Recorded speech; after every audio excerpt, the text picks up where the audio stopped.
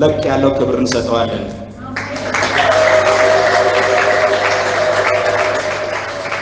ለማምለክ ከእሱ ጋር ለመሆን በፊቱ ለመገኘት በዚህ አጣብቂኝ ዘመን ውስጥ እድል ማግኘትን የመሰለ ነገር የለም። ክብር ለጌታ ይሁን። እኔና እናንተ በዚህ ቀውጢ ዘመን እንድናመልከው ከእሱ ጋር እንድንሆን እንድናውቀው ወደሱ ጠራን። ክብር ለጌታ ይሁን። ጌታ እናመሰግናለን። በዚህ ማለዳ ከቃሉ ጋር አብረን እንሆናለን። ጌታ ብሩክ ይሁን። እስቲ ትንቢተ ኢዮኤል ምዕራፍ 2 ላይ ያለው ሐሳብ በማለዳ እንደ ሜሴጅ ነው። ይሄን ጌታ እየሰጠኝ እሱን ክፍል አነብና በእርግጥም እግዚአብሔር እንዲህ ሊያደርግ ስለሚወድ እንዲህ ሊያደርግም ለማያደርገው ስለማይናገር ከተናገረው አንዳች ነገር ስለማታልፍ እውነቶች ሁሉ ያለው እግዚአብሔር አድርጋለሁ ያለውን ስለሚያደርግ እሱን ክፍል እናነብና የማለዳ ወይም የዚህ የአዲሱ ዓመት መግቢያ መልእክት አድርጋችሁ ለራሳችሁ ሰጥ። እኔ እንደዛ ብዬ ወስጃለሁ። እግዚአብሔር ስለ ምድሩ ቀና፣ ለሕዝቡ መራራለት። እግዚአብሔር መልሰው ሕዝቡን እነሆ እህልና ወይን ዘይትም እሰድላችኋለሁ፣ እናንተም በእርሱ ትጠግባላችሁ። ከእንግዲህ ወዲህ በአሕዛብ መካከል መሰደቢያ አላደርጋችሁም። የሰሜኑም ሰራዊት ከእናንተ ዘንድ አርቃለሁ። ወደ በረሃና ወደ ምድረ በዳ ፊቱን ወደ ምስራቁ ባህር ጀርባውንም ወደ ምዕራቡ ባህር አድርጌ አሰደዋለሁ። እርሱ ትዕቢትን አድርጓልና ግማቱ ይወጣል፣ ክርፋቱም ይነሳል አለ። ምድር ሆይ እግዚአብሔር ታላቅ ነገር አድርጓልና አትፍሪ፣ ደስም ይበልሽ፣ እልል በይ። እናንተ የምድር እንስሶች ሆይ የምድረ በዳ መሰማሪያ ለምልሟልና ዛፍም ፍሬውን አፍርቷልና በለሱና ወይኑም ኃይላቸውን ሰጥቷልና አትፍሩ። እናንተ የጽዮን ልጆች ሆይ አምላካችሁ እግዚአብሔር የፊተኛውን ዝናብ በጽድቅ አዘንቦላችኋልና እንደ ቀድሞውም የፊተኛውና የኋለኛውን ዝናብ አዘንቦላችኋልና በእርሱ ደስ ይበላችሁ፣ ለእርሱ እልል በሉ። አዱማዎችም እህልን ይሞላሉ፣ መጥመቂያዎችም የወይን ጠጅና ዘይትን አትረፈርፈው ያፈሳሉ። ያሳደድኩባቸው ታላቁ ሰራዊት አንበጣና ደጎቢያ ኩኩባም ታምቾች የበላባቸውን ዓመታት እመልስላችኋለሁ። ብዙ መብል ትበላላችሁ፣ ትጠግቡማላችሁ። ከእናንተ ጋር ተአምራትን የሠራውን አምላካችን እግዚአብሔርን ስም ታመሰግናላችሁ። ሕዝቤ ለዘላለም አያፍርም። እኔም በእስራኤል መካከል እንዳለው እኔም አምላካችሁ እግዚአብሔር እንደሆንኩ ከእኔም በቀር ሌላ አምላክ እንደሌለ ታውቃላችሁ። ሕዝቤ ለዘላለም አያፍርም። ይሄ በዚህ ማለዳ እግዚአብሔር በጆሮአችሁ እንዳነብ የላከው ቃል ነው። በአራት የተከፈሉ ሐሳቦች አሉ። እግዚአብሔር ለሕዝቡ ራራ፣ ለምድርም ቀና ስል አራት ነገር ነው አንስቶ የተናገረ ያለው። በረሃውን አለመልማለሁ፣ እንስሳዎችም ምግብ ያገኛሉ። ሃሌሉያ። ሰዎችም በምድር ላይ እህል ያገኛሉ። ጠላቶቻችሁን የሰሜኑን ሰራዊት ወደ ምድረ በዳ አሰዳለሁ፣ አሳርፋቸዋለሁ ነው የሚለው። ክብር ሰጣችሁ መልእክቱን ተቀበሉ። እግዚአብሔር በኢትዮጵያ ክበብ ላይ በኢትዮጵያ ምድር ላይ እንድጮህ እንዳነብ የሰጠኝ ቃል ነው። ኢዮኤል ምዕራፍ 2 ቁጥር 18 እስከ 27 ያለውን ጻፉ፣ ያዙ። ክብር ለጌታ ይሁን። አሁን ቀጥታ ወደ እግዚአብሔር ቃል እንሄዳለን። ከመልእክቱ በኋላ ዛሬ የእግዚአብሔር ቃል ከኔ ጋር እንዲህ በሚል ሐሳብ እንካፈላለን። የሚያድን ዕውቀት፣ የሚያድን ዕውቀት። ሃሌሉያ። የሚያድን ዕውቀት። የምሳሌ መጽሐፍ ምዕራፍ 1 ላይ ያለችን ሐሳብ አነብና እንደ መግቢያ እሷን አድርገን የእግዚአብሔርን ቃል የአምላካችን ቃል እናያለን። ምሳሌ ምዕራፍ 1 ላይ ያለችን ሐሳብ ላነብ።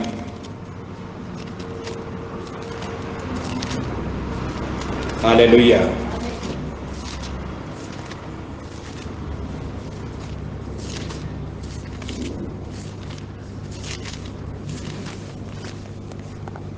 እንግዲህ ዘመኑ መጣና ያ እንዲህ መጎራጉሮን ያመጣችሁ ይሄ መጽሐፍ ቶሎ ማውጣት ይከብዳል። እስቲ ምሳሌ አንድ ያወጣ ቶሎ ምሳሌ አንድ ያወጣ እጁን ቢያሳየኝ እንዲያነብ እድል ሰጣለሁ። አውጥተሻል? እሺ አንብቤ እንግዲህ ጎበዝ ነሽ አንቺ። ድሮ ምሳሌ አንድ ከቁጥር 1 ጀምሮ ሂጂ እስቲ። ሰለሞን ምሳሌዎች ጥበብንና ተግሣጽን ለማወቅ የእውቀትንም ቃል ለማስተዋል ጥበብንም ትምህርት ጽድቅንና ፍርድን ቅንነትን ለመቀበል ብልሃትንም ለአዋቂዎች ይሰጥ ዘንድ ለጎበዛዝትም እውቀትና ጥንቃቄ ዛሬም እንደዚህ ከመስማት ጥበብን ይጨምራል። አሜን አሜን። ቀጥይ እስቲ ቀጥይ። ትንሽ ስሙ በደንብ አድርጋችሁ እናንተም በቤታችሁ አንብቡ። አስተዋይ መልካም ምክርን ገንዘቡ ያደርጋል ምሳሌንና ትርጓሜንም የጠቢባንን ቃል የተሸሸገውን ነገር ለማወቅ የተሸሸገውን ነገር ለማስተዋል ጥበብ መጀመሪያ እግዚአብሔርን መፍራት ነው። ሰነፎች ግን ጥበብንና ተግሣጽን ይንቃሉ። ክብር ለጌታ ይበቃል። እኔ የሚፈልገው እውቀት ብለው ደግሞ የሚያስቀም ለሁሉም ነገር እውቀት ያስፈልጋል። ጥበብንም ለማግኘት ጥበብ መንገዱን ማወቅ ያስፈልጋል። መስተዋልን ለማግኘት የመስተዋልን መንገድ ምንድነው እሱን ማወቅ ያስፈልጋል። የተሰወረውን ምሳሌ ለማወቅ ምሳሌን የማወቂያ መንገድ ያስፈልጋል። እውቀት የሚለው ለነገሮች ሁሉ ደጅ በር ከፋች ነው። ክብር ለጌታ ይሁን።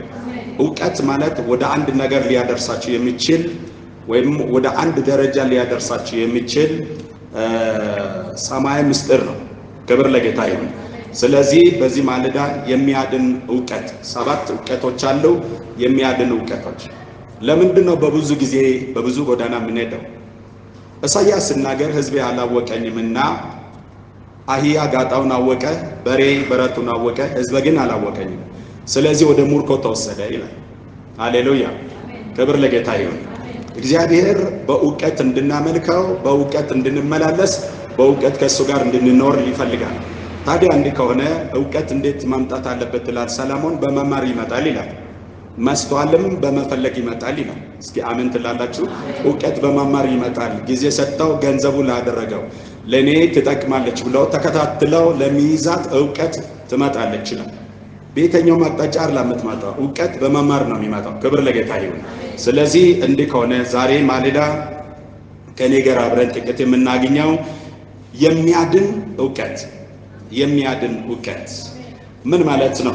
አንድ ከምንድን ነው የሚያድነው? ከ7 ነገር ለማዳን እውቀት ያስፈልጋል። አንደኛ ጌታን የማወቅ እውቀት ብያለሁ። ጌታን የማወቅ እውቀት። ይህ እውቀት ከነፍስ ክሳትና ረሃብ ያድናል። ከነፍስ ክሳትና ረሃብ ያድናል። ሰዎች በእግዚአብሔር ቤት ውስጥ ሆነው ነፍሳቸው ይከሳል። በእግዚአብሔር ቤት ውስጥ ሆነው ነፍሳቸው ትራባለች። ነፍስ ስትራብ አንድ ቀን ልትጎዳ ትችላለች። ነፍስ ስትከሳ አንድ ቀን ልትሰበር ትችላለች። ክብር ለጌታ ይሁን። ኢሳይያስ ምዕራፍ 5 ቁጥር 13 ላይ ስለዚህ ሕዝቤ ወደ ሙርኮ ሄደ፣ ጌታን አላወቁምና ከበርቴዎቻቸው ታረቡ፣ ሕዝብም ተጠሙ ይላል።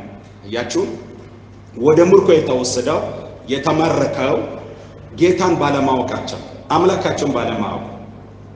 መጽሐፍ ሲናገር አምላኩን የሚያውቅ ሕዝብ ይበረታል ያድርጋል። እስኪ አሜን አሜን።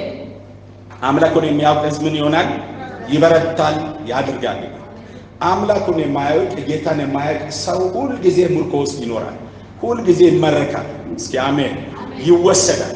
ታስታውሳላችሁ ለእስራኤል ልጆች የአባቶቻቸው አምላክ በየማለዳው የተነሳ መልእክተኞችን ይልክ ነበር። እንዲያውቁ እንዲያስተውሉ እንዲመለስ ይልክ ነበር። እነሱ መልእክተኞችን አይቀበሉም፣ ቃሉንም ያቃልሉ ነበር። ስለዚህ እግዚአብሔር ባሪያውን ናቡከደነፆርን አስነሳባቸው። ወደ ሙርኮ ሄዱ ይላል። ወደ ሙርኮ ሄደው ለቀላል ዓመት እንዳይመስላችሁ ለ70 ዓመት ሙሉ ነው ወደ ሙርኮ ሄደው። ምድራቸው ደኑሮ፣ ምድራቸው አውሬና ምድራቸው ቀበሮ መኖሪያ ሆኖ ለ70 ዓመት ሙሉ ነው ሙርኮ ውስጥ ገቡ። 70 ዓመት ማለት ልባል 70 ዓመት ማለት የአንድ ጄኔሬሽን ዘመን ነው። የአንድ ጄኔሬሽን ዘመን የተባለ እየሰማችሁ ነው አይደል? የአንድ ጄኔሬሽን ዘመን የተባለ 70 ዓመት ወደ ሙርኮ ሄዱ። ክብር ለእግዚአብሔር ይሁን። አሜን። ክብር ለእግዚአብሔር ይሁን። እስቲ ክብር ታመጣላችሁ ለጌታ። ዛሬስ ለምንድን ነው ምርኮ ውስጥ የገባ ነው። በዚህ ዘመን ብዙ ምርኮ ውስጥ እንዳለን አስታውሱ። ምርኮ ውስጥ እንዳላችሁ አስታውሱ። መንፈሳዊ ልቅነትን ማጣት ምርኮ ነው። መንፈሳዊ ከፍታን ማጣት ምርኮ ነው። ሰላምን ማጣት ምርኮ ነው። ምርኮ ሰላም ሲመረቅ ለምንድነው ምርኮ ውስጥ የገባን ብላችሁ ብትሉ ጌታን በትክክል ባለማወቅ፣ ጌታን በትክክል ባለማወቅ። ዮሐንስ ወንጌል ምዕራፍ 17 ቁጥር 3 ላይ እንዲህ የሚል ቃል ተቀምጧል። አንተ የላከውን እርሱም ክርስቶስ ማወቅ የዘላለም ሕይወት ነው። አንተ የላከውን እሱም ክርስቶስን ማወቅ የዘላለም ሕይወት ነው። እስኪ አሜን ትላላችሁ? አንተ የላከውን ክርስቶስን ማወቅ የዘላለም ሕይወት። ክርስቶስን ማወቅ በዚህ መጽሐፍ ቅዱስ ውስጥ ጌታን በትክክል ያውቁ፣ በትክክል አውቀው ነፍሳቸውን ከምርኮ ያስመለጡ ለራሳቸውና ለትውልዳቸው መልካም መፍትሄ ያገኙ ሰዎች ብዙዎች አሉ። ከዛ መካከል የሲዶናዊት ሴት ታስታውሳላችሁ። ከሲዶናዊት አገር መጣ፣ ከጥሮስና ሲዶና ከሚባለው አገር መጣ። አንተ የዳዊት ልጅ ሆይ ማረኝ አለች። የዳዊት ልጅ የአብርሃም ልጅ እንደሆነ አወቀች። ከሱ ጋር ያሉ አላወቁትም። ከሱ ጋር ያሉ አንዳንዶች የማርያም ልጅ ነው ይሉታል፣ አንዳንዶች የዮሴፍ ልጅ ነው ይሉታል፣ አንዳንዶች ኤልያስ ነው ይሉታል፣ አንዳንዶች ከነቢያት አንዱ ነው ይላል። እቺ ከሩቅ የመጣች ሴት ግን አንተ ዘሪ ከዳዊት ስር የወጣ ቁጥቋጥ ነው ያለች። እስኪ አሜን፣ እስኪ አሜን ትላላችሁ? እውቀቷ ለየት ያለ ነው። ስለዚህ ጌታን በማወቃ ለሷ የማይገባውን ርስት ይዛ ሄዳለች። የልጆችን እንጀራ ከእጁ ፈልቀቃ ወስዳለች። ሃሌሉያ! ልጆች ተቀምጦ ሳለ እንጀራውን ይዛ ሄደች። እቤቱ ተቀምጦ ያለው የልጆችን እንጀራ ይዛ ሄደች። እኔ ልጆችን እንጀራ በቡችላ ፊት መጣል አይገባኝም እየተከራከረት የእውቀቷ ብዛት፣ የስግደት አቀራረቧ፣ በትዕግስት በዝምታ መከተሏ ከአቅሙ በላይ ሰው ጌታ ለቀቀላት። እስኪ አሜን ትላላችሁ? እውቀት ያድናል በለው እስቲ። እውቀት ያድናል፣ ከምርኮም ያስመልጣል። ነፍሳችን ከረሃብ ያስመልጣል፣ ከጥማት ያስመልጣል። አለቆቻችን የተመረቁ ለዚህ ነው። ገዢዎቻችን የተመረቁ ለዚህ ነው። እግዚአብሔርን ባለማወቅ ጌታ ከዚህ ያድነን። ሁለተኛ እውቀት መጻሕፍትንና የቃሉን ኃይል ማወቅ። መጻሕፍትንና የቃሉን ኃይል ማወቅ። ይሄን መጻሕፍትንና የቃሉን ኃይል ማወቅ። በጣም ብዙዎቻችን ይሄን መጻሕፍት እናውቃለን፣ የቃሉን ኃይል አናውቀውም። መጻሕፍትንና የቃሉን ኃይል ማወቅ። ነገሮች ሁሉ ተጠቅልለው የነገሮች ሁሉ ተጠቅልለው በእጃችሁ በቅርብ ያለው ይሄ መጽሐፍ ነው። ይሄ መጽሐፍ በጽሁፍ የቀረበ እግዚአብሔር ነው። አሜን። እግዚአብሔርን ፍለጋ ወደ ምስራቅ መሄድ የለባችሁ፣ ወደ ምዕራብ መሄድ የለባችሁ። ይኸው በአፋችሁ ቀርቦ በእጃቸው ተቀምጦ ይሄ በጽሁፍ የቀረበ አንብበን እንድንረዳ አብረን እንድናወራ ለኛ የተሰጠን እግዚአብሔር ነው። ይሄ ቃል እግዚአብሔር ነው። እስኪ አሜን በሉ። የእግዚአብሔር እስትንፋሳዊ ቃል ከእግዚአብሔር ጋር ለማውራት ለመነጋገር፣ ራስን ለማረም ለማስተካከል በእጃችሁ በእናንተ ቋንቋ ታተረጉሙ የተሰጠ እግዚአብሔር ነው። ይሄ መጽሐፍ ባለ እስቲ እግዚአብሔር ነው። በጽሁፍ የቀረበ በምረዳው መንገድ እግዚአብሔር እንዳውቅ እየተሰጠኝ ይሄ እግዚአብሔር ነው ባለ እስቲ። እኔ እንዲህ ብዬ ለራሴው ስጃለሁ። እግዚአብሔርን ለማወቅ እኔ ምስራቅ መሄድ የለብኝም። ምስራቅ ከዚህ ተነስቼ ኢየሩሳሌም መሄድ የለብኝም። ይሄው ቀርቦልኛል። እስኪ አሜን፣ እስኪ አሜን ትላላችሁ? እንደ አባቶቻችን ጃንደረባ ኢትዮጵያዊ ወደ ኢየሩሳሌም መሄድ የለብንም። እንደ ንግሥት ሳባ ወደዛ መሄድ የለብንም። ይሄው እግዚአብሔር በቤቴ ቀርቦልሃል። እስኪ አሜን ትላላችሁ? ይሄን መጽሐፍትና ኃይሉን አለማወቅ አደገኛ ውድቀት ያመጣል። መንፈስ ያለው እዚህ መጽሐፍት ውስጥ፣ መንፈስ ቅዱስ ያለው የቱ ጋር ነው ያለው? ይሄን መጽሐፍ ቅዱስ ውስጥ። ይሄን መጽሐፍ ቅዱስን 66ቱን ስታውቁ ክርስቶስን አወቃችሁ። ክርስቶስ ስታውቁ በመንፈስ ቅዱስ ተሞላችሁ። ይሄ መንፈስ ወደዚህ ይመራችኋል። መንፈስ ቅዱስ ወደ የቱ ይመራችኋል?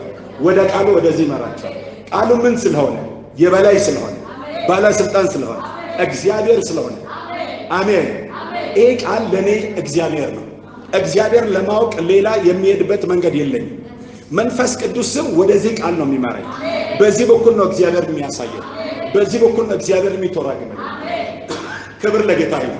ስለዚህ እግዚአብሔር በእጃችሁ ሳለ አቃላችሁ አይታችሁ ትርጉም ስላልሰጣችሁ ክብደት ስላልሰጣችሁ ጠቅልላችሁ የቅዠት መባረሪያ ያደረጋችሁ ስትቀዡ ታድራላችሁ። ዛሬ እውነትን አሳያችኋለሁ። ይሄ ነው እግዚአብሔር። እስኪ አሜን። ይሄ ነው እግዚአብሔር። እስኪ አሜን። እሺ፣ በፊታችሁ ቆሞ የሚናገረውን ሰው ለማወቅ አስቀድማችሁ ቃሉን የሰማችሁ ነው። እማወራውን የሰማችሁ። አሁን እዚህ ጋር የሚያወራ ማለት በርናባስ ነው አይደል? በርናባስ ነው የሚያወራው አይደለም? ሌላ ሰው ነው ወይስ በርናባስ ነው የሚያወራው?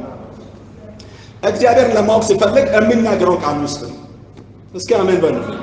እስኪ አሜን ትላላችሁ? ኦኬ። መጽሐፍትንና የቃሉን ኃይል ማወቅ፣ ይህ ዕውቀት ከስህተት ያድናል። ከስህተት ያድናል። መመለሻ ከሌለው ስህተት ያድናል። ክብር ለጌታ ይሁን። የማቴዎስ ወንጌል ምዕራፍ 22 ቁጥር 29 ኢየሱስም መልሶ እንዲህ አላቸው፣ መጽሐፍትንና የእግዚአብሔርን ኃይል አታውቁምና ትስታላችሁ። መጽሐፍትንና የእግዚአብሔርን ኃይል አታውቁምና ትስታላችሁ። የእግዚአብሔርን ኃይል ኤክሰርሳይዝ ማድረግ የምትችሉ መለማመድ የምትችሉ ይሄን መጽሐፍ ስታውቁ። አሜን ትላላችሁ? እስኪ አሜን ናችሁ ወይ? ስለዚህ መጽሐፍትንና የእግዚአብሔርን ኃይል አለማወቅ ወደ ስህተት ይመራል። ሃሌሉያ። በጣም ሰፊ ማብራራው ነገር አለ እዚህ ጋር። ምናልባት ናይት ላይ ይሄን ሊደግሞ ይችላል። ሶስተኛ የሚያድን ዕውቀት ዘመንንና የዘመኑን መልእክት ማወቅ።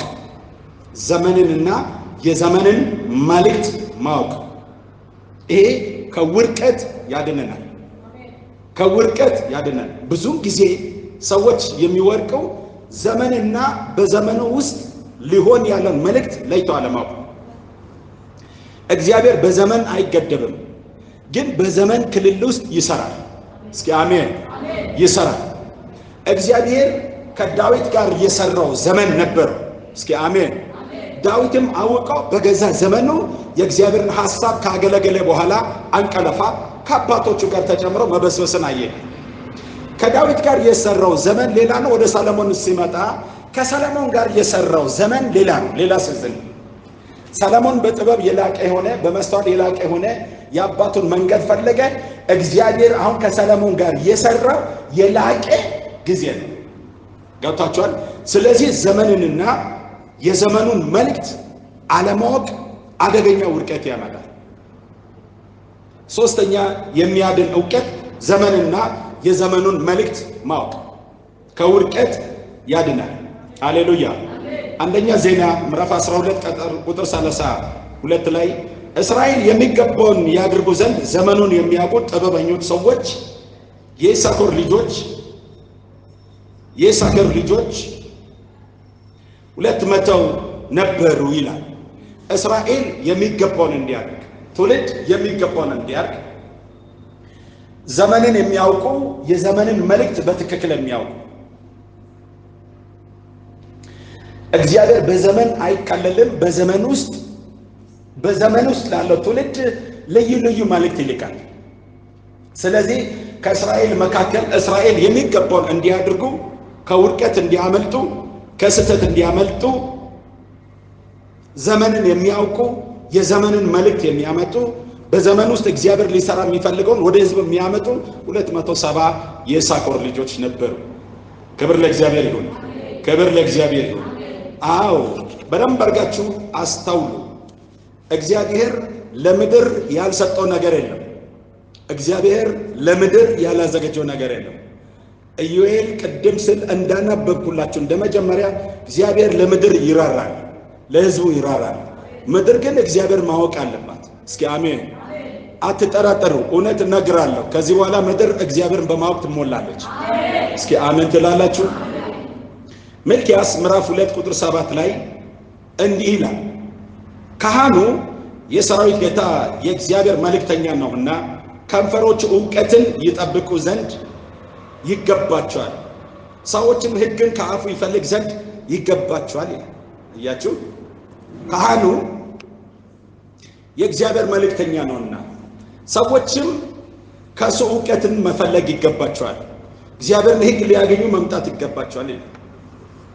ካህኑ ዕውቀት ባጣበት፣ ካህኑ መስተዋል ባጣበት፣ ካህኑ አይኑ በጨለመበት ላይ ምድር ላይ ያደገኘ ነገር ይመጣል። ታስታውሳላችሁ? በእስራኤል መካከል አንድ ካህን ነበር፣ ኤሊ የሚባል። ኤሊ እድሜው ገና ሳይደርስ አይኑ ፈዞ ነበር ይላል።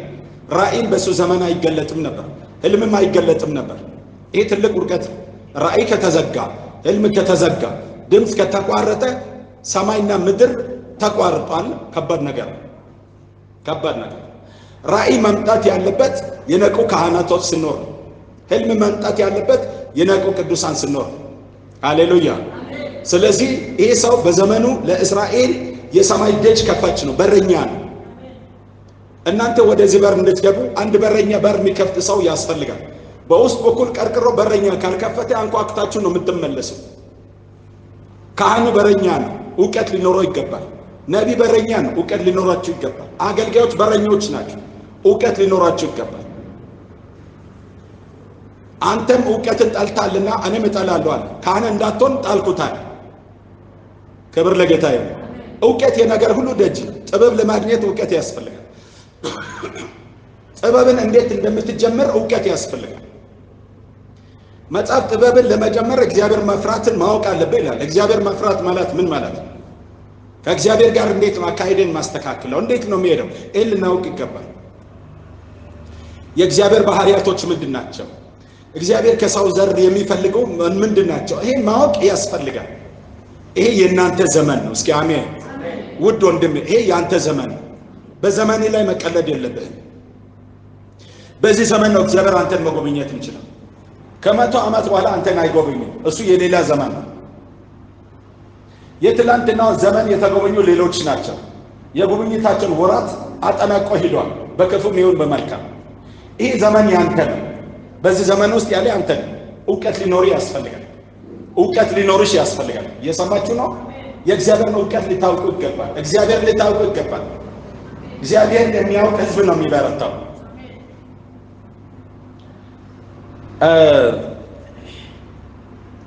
ሰሞኑን ጥቂት ከእግዚአብሔር ጋር ነው ያለው። ወደ ብዙ ነገር የገባው በጣም ብዙ የምድር ችግሮችም ወደ እኔ ይመጣል። እግዚአብሔርን ጠይቃለሁ። የሰጠኝ መልስ አላወቆኝም ሕዝቤ ነው የምለው። ካህናት እናንተም አታውቁትም፣ አገልጋዮች እናንተም አታውቁትም። ስትተነበይ እግዚአብሔርን ያወቅ እንዳይመስል፣ ስታስተምር ያወቅ አይደለም። ሰዎች ስለ እግዚአብሔርን ያውቃሉ፣ እግዚአብሔርን አያውቁም። ስለ እግዚአብሔር ማወቅ እግዚአብሔር ማወቅ ማለት አይደለም። እየሰማችሁ ነው? ሰዎች ጸጋ አላቸው፣ ስጦታ አላቸው። ጸጋ መሸከም ማለት እግዚአብሔር ማወቅ ማለት አይደለም። ጸጋ ያለምንም አስተዋጽኦ በእግዚአብሔር ቸርነት ወደ ምድር የፈሰሰ ዝናብ ነው። በቃ ዝናብ ወረደ፣ የሚሾን ሳይደርግ እንደማይመለስ አንደ እግዚአብሔር አፍ ተናገረ፣ ጸጋ ወረደ፣ አለቀ። በሚፈልገው ላይ ወርቋል። የሰዎችን ብቃት ፈልገው አይደለም የወደቀው፣ ድንገት ወደቀባቸው። እስኪ አሜን። ጭቃ ውስጥ ተጨማልቀን ሳለን ጸጋው ለድንገት ወደቀ። ከኃጢአት ባርነት በታች ሳለን ለድንገት ወደቀ። በቃ ይሄ የኛ አስተዋጽኦ አይደለም። እሱ እግዚአብሔር ማወቅ ማለት አይደለም። እሱ እግዚአብሔር ማወቅ ማለት አይደለም። እግዚአብሔርን ያወቁት አባቶች በዚህ መጽሐፍ ውስጥ እንደተጻፉ እግዚአብሔር ማለት ይሄ ነው ብሎ አሳየን። ምን አልኳችሁ? ይሄ ምንድነው አልኳችሁ? ይሄ ምንድነው አልኳችሁ? የእግዚአብሔር እስትንፋስ ያለ ሕያው ቃል የእግዚአብሔር ቃል። ይህ ማለት እኔና አንተ አንብበን እንድንረዳ በእኛ መረዳት ተዘግተው ለእኛ የተሰጠ እግዚአብሔር ማለት ነው። ሌላ እግዚአብሔር ፍለጋ እኔ ወደ ኢየሩሳሌም አልሄድም። እየሰማችሁ ነው አልሄድም። ከዚህ እግዚአብሔር ጋር ያለኝ አካሄድ እሱ በሚመራኝ መሄድ እግዚአብሔር ማወቅ ማለት ነው። እዚህ ጋር ደምብ ግደለ አትጎዱበት። መንፈስ ቅዱስም በአንተ ላይ ቢመጣ ጸጋም ወደዚህ ነው የሚመራው። የህይወት ዳኛ፣ ትክክለኛ ዳኛ ወደዚህ ወደ አንተ የቀረበው መንገድ የሚያሳይ ይሄ ነው። ይሄን ወቅ እስኪ አሜን። በጎናችሁ ያለው ሰው ይሄን መጽሐፍ ወቅ በለስ መጽሐፍትንና የእግዚአብሔርን ኃይል ወቅ በለስ ከውርቀት ያድናል በለስ።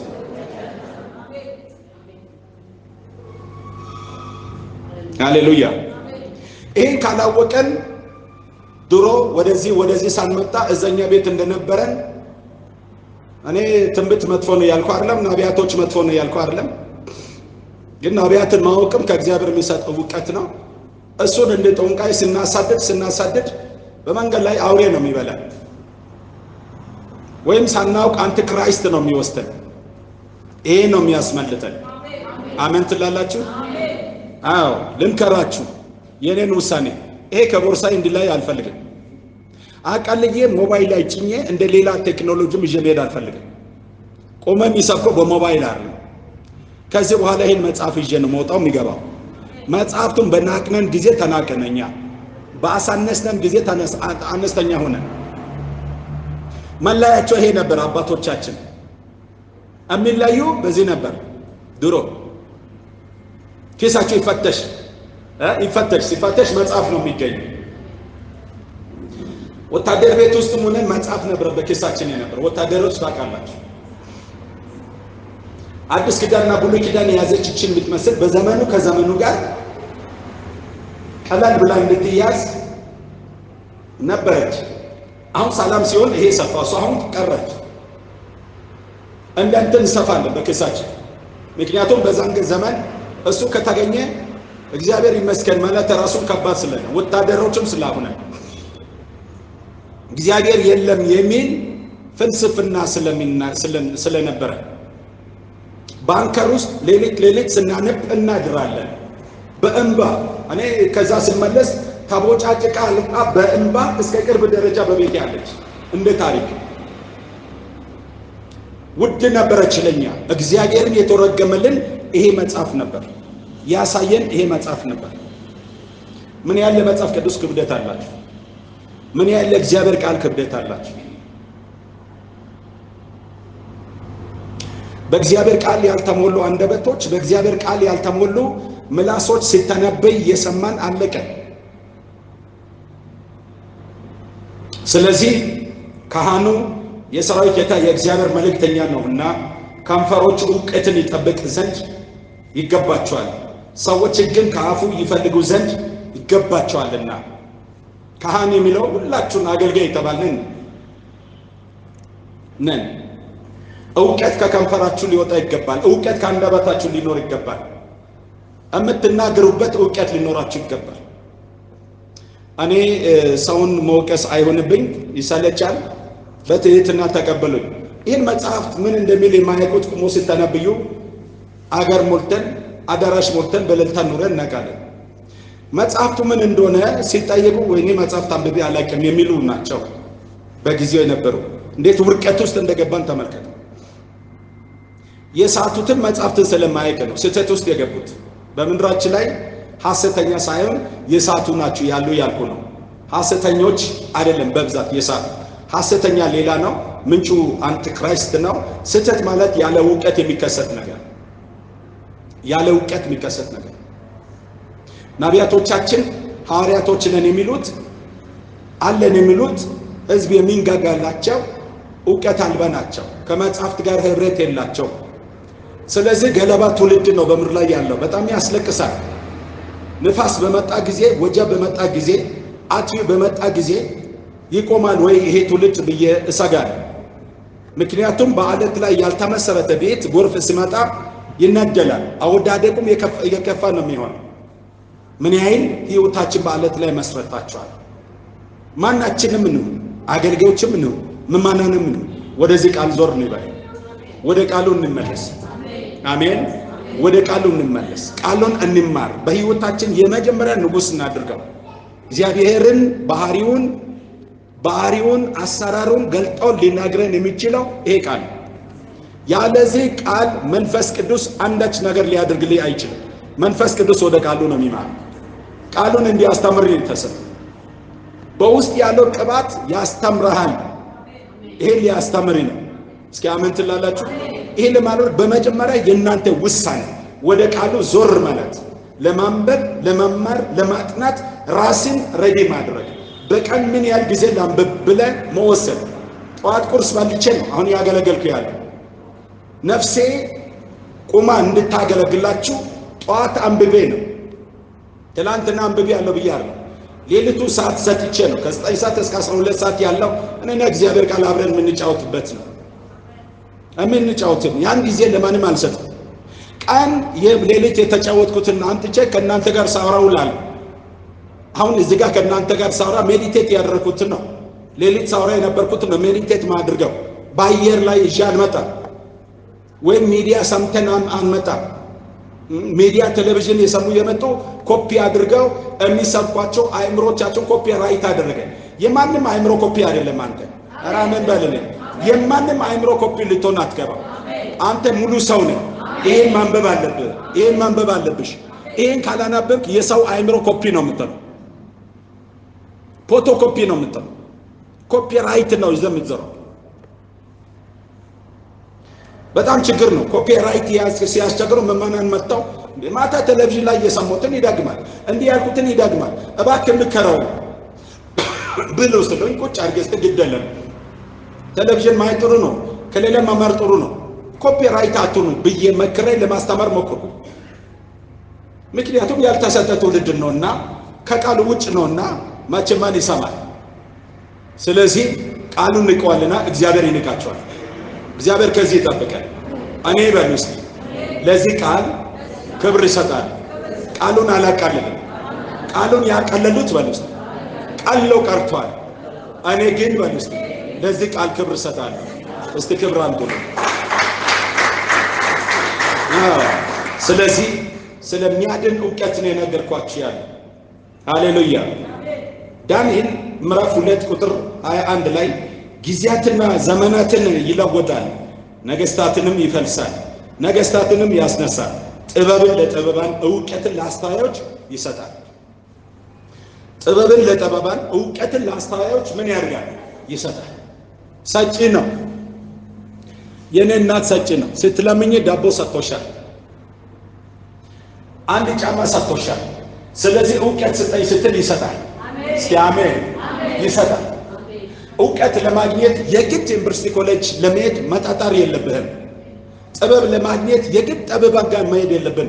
ማንም ጥበብ የጎደለብን ኖር ለሁሉም በልግስ ለሚሰጠውን እግዚአብሔርን ይለምን እሱም ይሰጣል ይላል። የልማናችሁን ስታይል ማስተካከል፣ የጥያቄያችሁን ስታይል ማስተካከል፣ ለቃሉ ቅድሚያ መስጠትና ትኩረት መስጠት። እስኪ አሜን። ክብር ለጌታ ይሁን። ሃሌሉያ። አራተኛ ዕውቀት እውነተኛ ወንድሞችን ማወቅ። እውነተኛ ወንድሞችን ማወቅ አደገኛ የሆነ ችግር ፈጣሪ ፖይንት ነው ማነሳው። እውነተኛ ወንድሞችን ማወቅ። ይሄ ዕውቀት በውሸታም ወንድሞች ወጥመድ ያድናል። ይሄ ዕውቀት ከውሸታም ወንድሞች ከተባሉ ወጥመድ ያድናል። በዚህ መጽሐፍ ቅዱስ ውስጥ ሁለት ወንድሞች ተብለው የተጠሩ አሉ። አንደኞቹ እውነተኞች ወንድሞች ይላል። ሁለተኛ ውሸታም ወንድሞች የተባሉ አሉ። ወንድሞች ከተባሉ ከውሸታሞች ቃልን ከሚሸቃቀጡ ከነዚህ ተጠብቁ ይላል። ምን ያድርጋሉ? ይሄ ወጥመድ አላቸው። በአንተና በእግዚአብሔር መካከል ያለው መካከለኛ ክፍል ይዝብሃል። አምላክ ትተህ እሱን እንደ አምላክ እንድታመልክ ያድርጋል። ይሄን ከሰዓት በኋላ ባለው ፕሮግራም ከዚህ በፊትም እሱን ፖርሽን አስተምሬያለሁ። የታመነ መልእክተኛ በሚል ውስጥ የውሸታም ወንድሞች ባህሪያቶችን 18 አሳይቻለሁ አሉ። ዛሬም በምድር እስካለ ድረስ እቺ ምድር ተለቃ እቺ ምድር ለቀን የምትመጣው ሰማይ በሁለት ተከፍላ አጥፊዎች ከና አካተ ከንጹዎች ጋር ማይገናኝበት ሁና አሜን። እግዚአብሔር መንግስት መጣ። እስከዛ ድረስ እዚች ምድር ላይ እዚች ዓለም ላይ እነዚህ ነገሮች አሉ። በዚች ዓለም ላይ እውነተኛ ወንድሞች አሉ፣ ውሸታማ ወንድሞች አሉ። በዚች ዓለም ላይ ቅዱሳን መላእክቶች አሉ፣ እርኩሳን መላእክቶች አሉ። በዚች ዓለም ላይ እንስሳዎች አሉ፣ ሰዎች አሉ። ታዲያ እነዛን በእውቀት ነው ላይታይ ከማን ጋር እንደምታይ ማድረግ ያለብን። ውሸታሞች ወንድሞች በቆፈሩ ጉድጓድ እንዳትገባ፣ ከእግዚአብሔር ሕይወት እንዳትወጣ እውነተኞችን ወንድሞችን መለየት አለብን። እስኪ አሜን ትላለን? እውነተኛ ወንድሞችን ማወቅ ውሸታም ወንድሞች ከዘረጉ ወጥመድ ያስመልጣል። ከተያዘበት ማነቃ ነፃ ያወጣል። ከጣሉብህ አዝም ነፃ ትወጣለህ። በላይ ከገረዱ መገረጃ ነፃ ትወጣለህ። ከአምላኬ ከእግዚአብሔር ጋር ትገናኛለህ። በዚህ ዘመን ውሸታም የሚባሉ ወንድሞች ራሳቸውን እንደ አምላክ አድርገው የቤተ ክርስቲያን ባል ስለሆኑ የሰው ምስት ስለነጠቁ ቤተ ክርስቲያን የክርስቶስ ምስት ናት አይደለም? የማንም አገልጋይ ምስት አይደለችም። የማንም አገልጋይ ርስት አይደለችም። እኔ ማመልክባት ቤተ ክርስቲያን የጌታዬ ምስት ናት። እኔ ማገለግልባት ቤተ ክርስቲያን ራሷ ክርስቶስ። እኔ ከሕዝቡ መካከል አንድ ጨንገፋ ይሄን አገልግል ብሎ እድል የሰጠኝ አገልጋይ ነው። ኢየሱስ ወደመረች የቤተ ክርስቲያን ራሷ ራስ አላት፣ ባል አላት።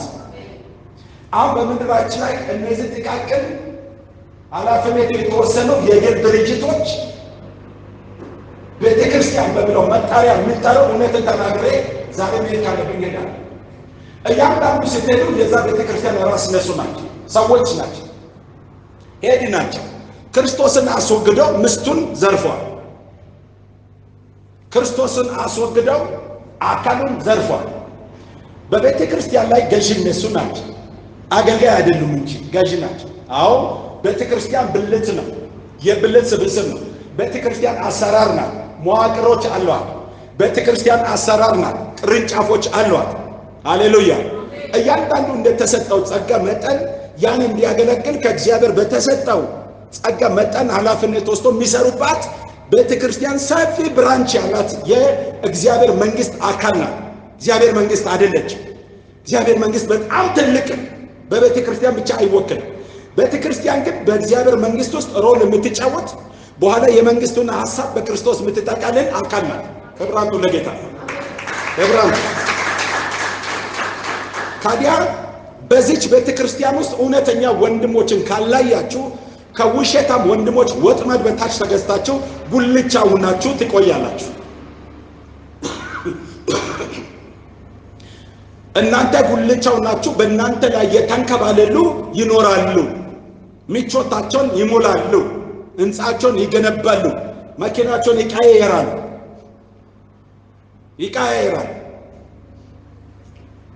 አስተውላችሁ ስሙ። የኢትዮጵያ ክርስቲያን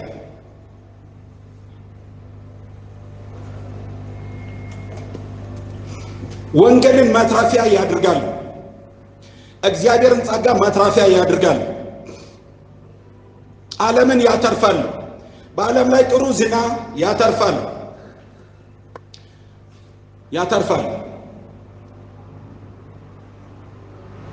ይህ መጽሐፍ ቅዱሳዊ በሆነው መንገድ በምድር ላይ አጃቢና አጃከር፣ አጥማጅና ገዳይ በገንዘብ ያስቀመጣቸው አሉ። ያም ብቻ ነው። በጣም የሚያማማሩ ቅሚት ሴቶችም አሏቸው። ለምን ብለህ ብትል ለፍርድ ስለተጠበቀ ይመጣል። የቤቱ ባለቤት ሃሌሉያ ይመጣል። እንዳይመስል ምስቱን ሊረከብ ይመጣል። ያስቀመጧቸው ቅምጥሎች አሉ፣ ከሀገር ውስጥም ውጭ ውሸታም የተባሉ ወንድሞች ናቸው፣ ግን ውሸታም ናቸው። ከእግዚአብሔር እውነት የረቁ፣ ከእግዚአብሔር ሕይወት የረቁ ናቸው። አንዳንዱ በጣም ጥሩ ሳይኮሎጂስት ናቸው። አንዳንዱ ጥሩ ፖለቲክሻን ናቸው። እንዴት አድርገው ይሄን ዓለም ላይ እንደሚያከቡ ያውቃሉ። እዚህ ዓለም ላይ ለሚመጣ አውሬ አውርሶ ሊሄድ በምን ቋንቋ እንደሚገነቡ ያውቃሉ። አትጠራጠር። ይሄ የገነቡ ያለው ምን ብሎ ስም እየሰጡ በየሚዲያቸው ምን ብሎ የገነቡ ያለውን ህንፃ ክርስቶስ መጥቶ የሚወስድ አይመስል አውሬ ነው የሚወርሰው። ጌታ ይመጣል። እውነተኛይቱ ቤተ ክርስቲያን በቅጽበት አይን ይህን ዓለም ለቃ ትወዳለች። ስጋና ደም ከእሷ ጋር አይሄድም። አንተ በአየር ላይ ከጌታ ጋር ትሆናለህ። እዚህ ምድር ላይ የቀረውን አውሬ ይመጣል። ሁለተኛ አውሬ የተባለው ቤቱን ይወርሳል፣ መኪናን ይወርሳል። ለአውሬ እየገነቡ ነው ያለ፣ ለአውሬ ነው የገነቡ ያለ። ገንብተው ለአውሬ አውርሶ ይሄዳሉ። ስለዚህ ምንድን ናቸው? የአውሬ መልእክተኞች ናቸው። አትጠራጠር። እንዲህ ብሎ መጥራት አያስፈልግም። በመረጃ ላሳይ ይችላል። የአውሬ መልእክተኞች ናቸው። ገንዘቡንም እንዴት ነው የሚያደርገው? ከማን ጋር ኮኔክት አድርገው ነው ይሄን የሚያደርገው? በዚህ ዘመን አስተውሉ። አሁን ካልተጠነቀቃችሁ በሚሊየንስ የገዙ አበል ያደረጉ በቢሊየንስ የገዙ ብዙዎችን አበል አድርጎ ወደ 7 ኢትዮጵያ ውስጥ አገልጋይ የሚባሉትን አበል አድርጓል። አንቲክራይስት ጀምሯል። ተጠንቀቁ፣ ጊዜው አልቋል። ዕውቀት ሊኖራችሁ ያስፈልጋል። ዕውቀት ያድናል። ስለዚህ እውነተኛ ወንድሞችና ውሸታማ ወንድሞችን በዚህ ትለያላችሁ። በእነሱ ወጥመድ እንዳትገቡ ወደ ዕውቀት መምጣት አለባችሁ። ጌታ ኢየሱስ ምን ብሎ ተናገረ ብላችሁ ማለት አለባችሁ። ለሁለት ጌታ መገዛት አይቻልም። አለቀ። ኦልሬዲ አይቻልም። ፔዛውት 4 ነጥብ አይቻልም። ለገንዘብና ለእግዚአብሔር መገዛት አይቻልም። ወይም አንዱን ይጥላሉ ወይም አንዱን ያከብራሉ። ስለዚህ ቤተ ክርስቲያን ተብሎ በምድር ላይ ሳለ ለገንዘብና ለእግዚአብሔር ልትገዛ አትችልም። ኧረ አሜን በሉልኝ። አዎ አትችልም። ልታመልኩ ይገባል። ባላችሁ ትንሽ አቅም ገብታችኋል። መጠለያ አድርጋችሁ ልታመልኩ ይገባል። አባቶቻቸው በዱንካን ነው ሲሄድ የነበረው። ገንብቶ ለማንም ጥሎ አይደለም። ለሰለሞንም አልተመችም የተገነባ ካቴድራል ገንብቶ ለማንም አልሰጥም። የገነቡትን ካቴድራል በሙሉ ለአውሬ ነው የሚያወርሰው። ትላልቆችም ይሁን ትናንሾችም ይሁን ጌታ ሊቀበል የሚመጣው የዳኑትን ነው። አሜን። አዎ ለዳኑት ለነፍሳት መዳን ሁሉም አንቀልፍቶ እንቅልፍ ውስጥ ነው ያለው። ስለ ነፍሳት መዳን የሚያወራውን አትሰሙ። እስኪ የቷ ቤተ ክርስቲያን ናት እንደው ባለች ሁሉ ለወንጌል ስርጭት ነፍሳት ድን እንዲህ ላድርግ ብላ የምታውጀው? ህንፃ ሊገነባ መኪና ሊገነባ አታስተውልም ወይ? እናንተስ ቅዱሳን እግዚአብሔር በታማኝነት የሰጠ ገንዘብ ለምን እንድታርግ ይመስላል? ከአዝም ላወጣችሁ ፈልጋለሁ ዛሬ። እስኪ አሜን በሉልኝ።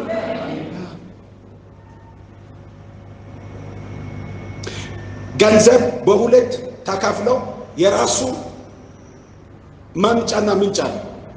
አንደኛው ብርም ወርቅም የኔ ነው ብሎ እግዚአብሔር የተናገረ ለመቅደስ ለስራው ለወንጌል ስራ ያዘጋጀው። እኔ በጣም በዚህ አደባባይ ላይ የሚመሰክራላቸው ከሀገር ውስጥም ከሀገር ውጭም አለ። ከራሳቸው እንደ አቅማቸው ከአቅማቸው በላይ በአገራችን ማገለግለው ወደ 514ኛ አሁን ጀምሯል። 514 አጥቢያ ቤተክርስቲያን በኢትዮጵያ ምድር ላይ በየሀገሩ ሲመሰረት ሲሄድ አሁን እንደምታይ ነው። መኪና ነድቻለሁ። ሌላ ነገር ላውራልኝ አይደል? አውራው አላውራው ምንም አጨምሩልኝ፣ ተጨምሮልኛል። ኧረ አሜን በሉልኝ። ግን ለማዳናችሁ ስሙ፣ ለማዳናችሁ ስሙ።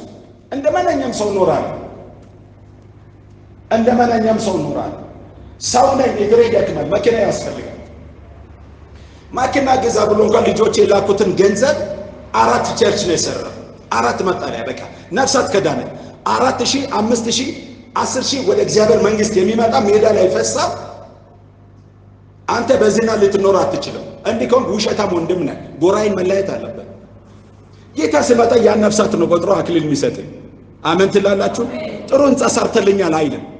ጥሩ ቤት ሰርተልኛል፣ ጥሩ ገንዘብ በአካውንት አካመችልኛል አይልም። እሱን ለአውሬ አውርሰ ነው የምትሄደው። በየዕለቱ ለመንግስቱና ለጽድቁ የምታድርጊ ተግባር በፊቱ ትመዘግባለች። ክብር አምጡልኝ ለጌታ።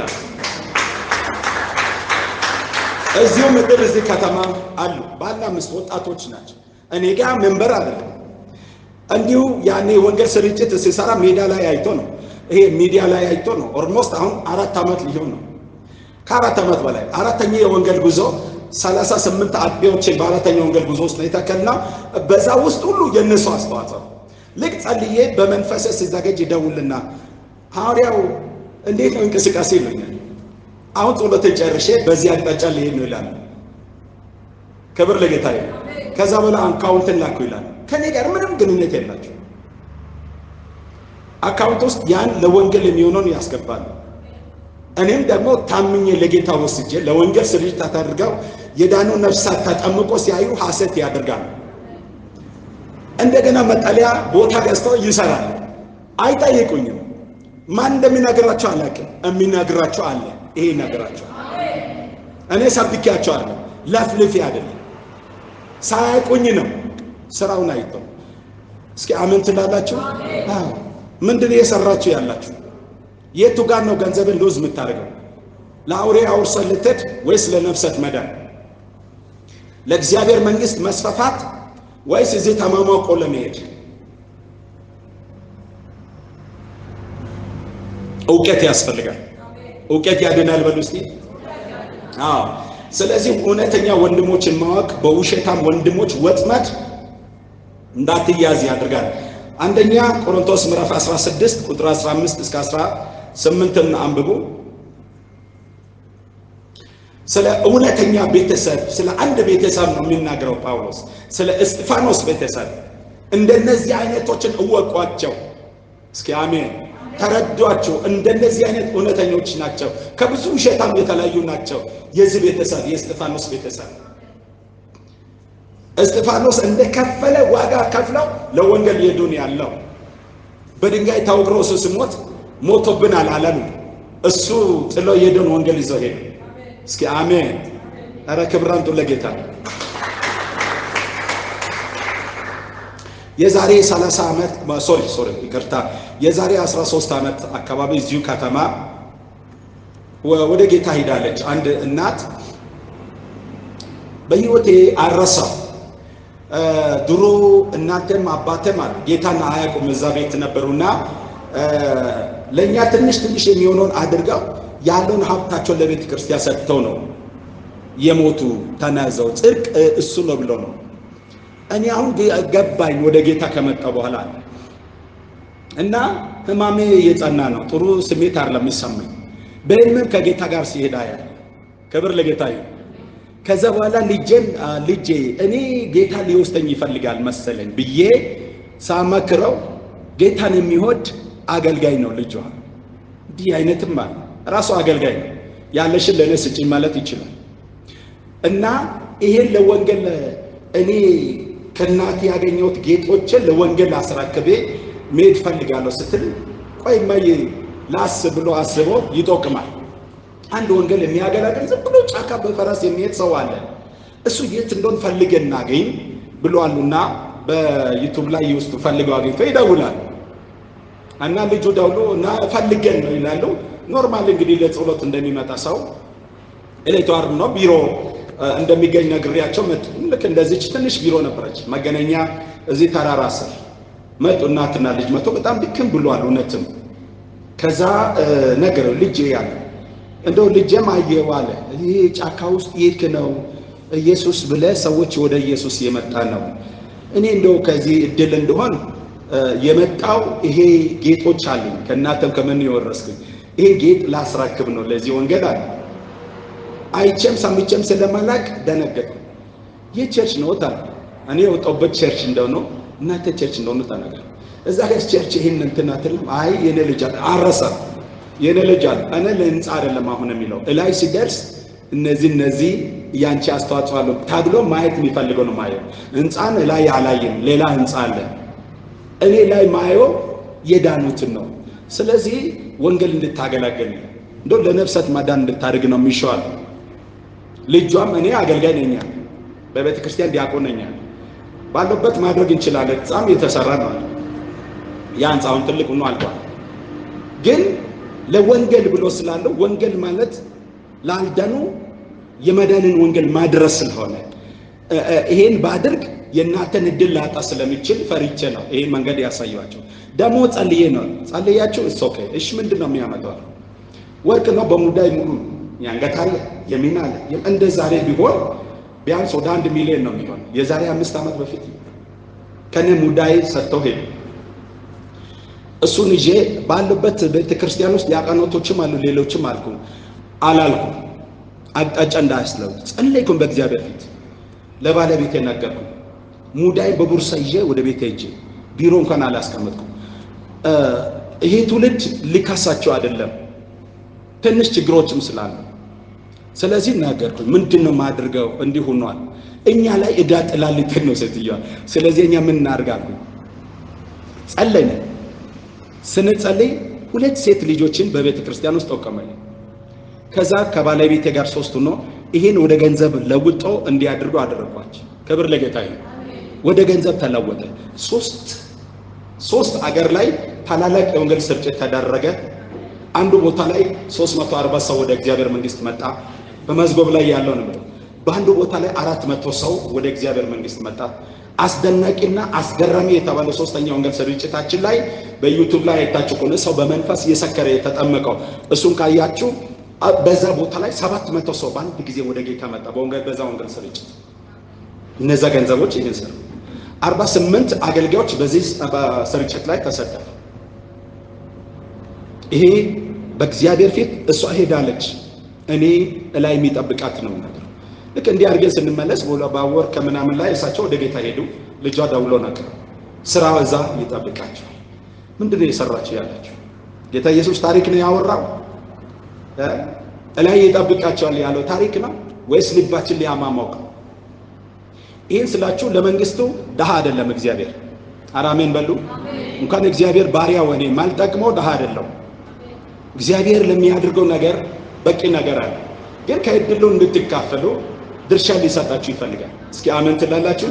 ስለዚህ ገንዘባችሁንስ የቱ ጋር ነው የምታደርጉት? የት ጋር ነው የምታደርጉት? ትላንት ወዲያ ከአሜሪካን አንዲት ሴት ደውላ እንትኑን ልካልኛለች። ዩቲዩብ ላይ አንድ ነገር አይቼ ነው አለች። ምንድን ነው? እዚህ ወልቂጤ ውስጥ 3 ወንድማማች አይምሮ እንትን ሆኖ የተማሩ ዩኒቨርሲቲ የተመረቁ ነው በጣም ጉስቁል ያለ ምን አንዱ ሚዲያ ላይ ለቀው አይቼ ነው። እስቲ እባክህ ይሄን ያለች አየው። በእውነትም ልብ ይነካል። የተማሩ በጥሩ ውጤት የተመረቁ ናቸው። ድሃነታቸው እናታቸው ሙታለች፣ የሆነች እህት ናት እንትን የምትለው። 3ቱም የአይምሮ በሽተኛ ናቸው፣ በጩቤም የሚተላለቁ ናቸው። ሰው የላችሁም። አንድ ትንሽ የእህት ልጅ ናትና አንድ ወንድ ነው ያለው። ከነዚህ ጋር አንድ ይሄ ሚዲያ የሚሰሩ ሰዎች ሰርተው ለቆ ነው ያገኘችው። ልቤ ተነካ። ከዛ በኋላ አየውና እንደው በአንተ በኩል እነዚህን ሰዎች ካገኘ ብዬ ነው ብላ ደወለች። ሰዎች ይኸው አድራሻቸው በትክክል ተቀምጧል፣ ነገሩን በትክክል ተቀምጧል። እዛ ወልቂጤ ውስጥ በጣም ቅርብ ሰዎች አሉ። ወደ እኔ ለምን መራሽ አለ። ወደ እኔ ለምን መራሽ? ያለፈው የምታውቀው ስላለ እሱን ዘረዘረች። እሺ እኔ ማድረግ የምችለው በመጀመሪያ ልጸልይ፣ የጌታ ሐሳቡ ነው በልቤ ነገሩ ከሞላ መልሼ እነግራለሁ አልኩ።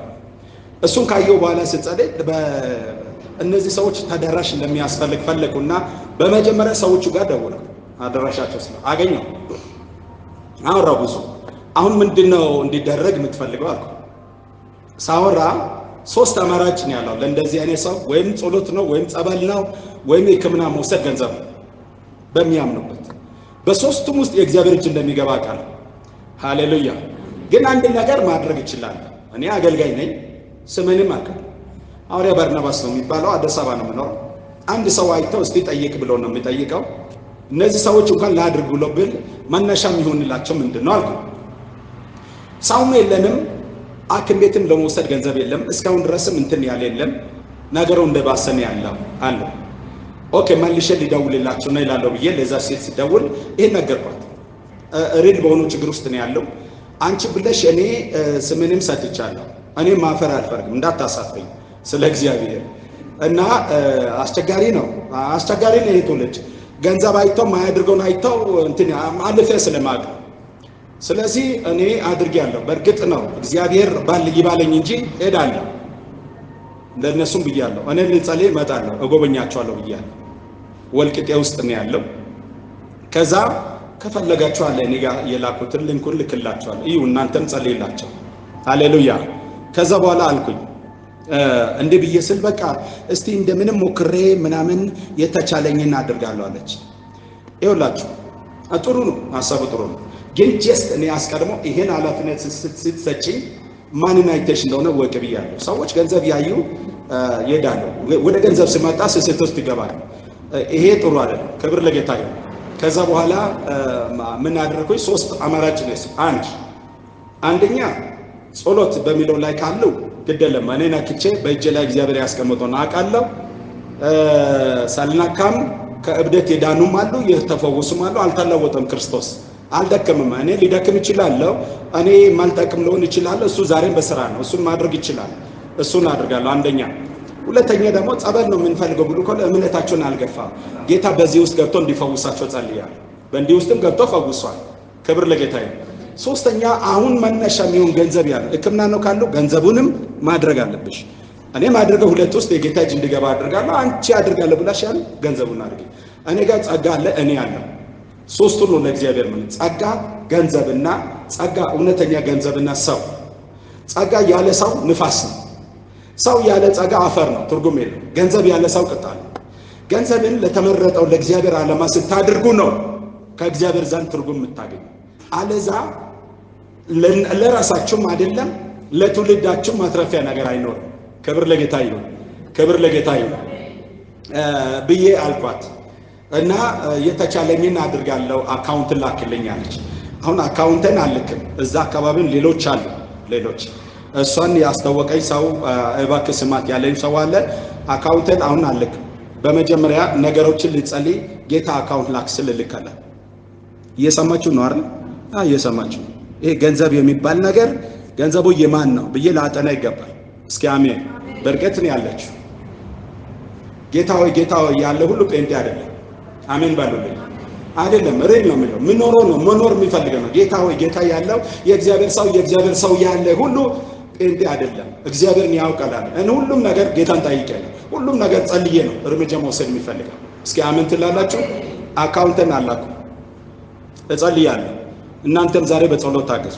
ሪል እቺ ሰው ይሄ ከጌታ ልቧን ነክቶ ነው ከሆነ እሷን ተጠቅሞ ያን ቤተሰብ ያድነው። እሷም በእግዚአብሔር ፊት ምስጋና ታግኝ። እስኪ አሜን። ዘመኗም ይባረክ፣ እድሜዋም ይባረክ። አሁን እንደሚላት ሴት በጣም ብዙ ሰዎች አሉ። ለብዙ ለወንጌል እውነት ለሰው ነፍስ የደረሱ ብዙዎች አሉ ተቀብሮ ያሉ።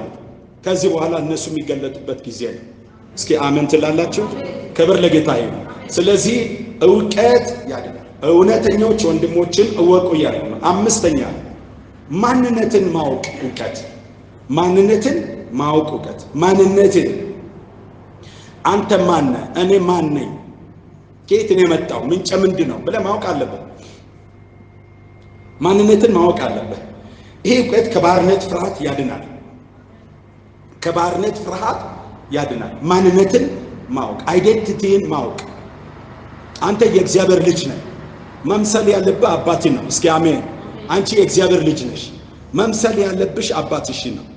ማንነትህ አይዴንቲቲ ዘሪ እግዚአብሔር ነው። እስኪ አሜን ሃሌሉያ። መጽሐፍ ቅዱስ ስለ ዘር ይናገራል። አሜን። ሮሜ ምዕራፍ 1 ሮሜ ምዕራፍ 1 እስቲ አንብቡ። እስኪ አሜን። እግሊ አውጭልኝ። ስለ ዘር ይናገራል። አንተ ከማን ዘር ነው የመጣው? ለሁላችን ምሳሌያችን ክርስቶስ ብዬ አምናለሁ። እስኪ አሜን ትላላችሁ። የህይወታችን የኑሯችን የአገልግሎታችን መነሻ ሊሆን የሚገባው ቤዚኩ ክርስቶስ ነው። ህይወቱ በሁሉም አቅጣጫ ለምሳሌነት ተቀምጧል። እሱን እንዴት ተጠቅማችሁ ትሄዳላችሁ? እየሰማችሁ ነው? ጥሩ ነው። ግን ከኔ ጋር ናችሁ? አዎ። እስቲ ከኔ ጋር ይሆናችሁ እጃችሁን አሳዩ። አሜን። እግዚአብሔር ይባርካችሁ። በጣም ይጠቅማችኋል። በጣም የሚጠቅማቸውን እድል ከሰጠኝ ይችን ጥየል ሊለፍ ብዬ ነው። ሮሜ ምዕራፍ 1 ከ1 ጀምሮ አንብቡ እስቲ። ስሙ። ስለ ዘር ላውራ ነው። የማን ናችሁ እናንተ? ሐዋርያ ሊሆን የተጠራ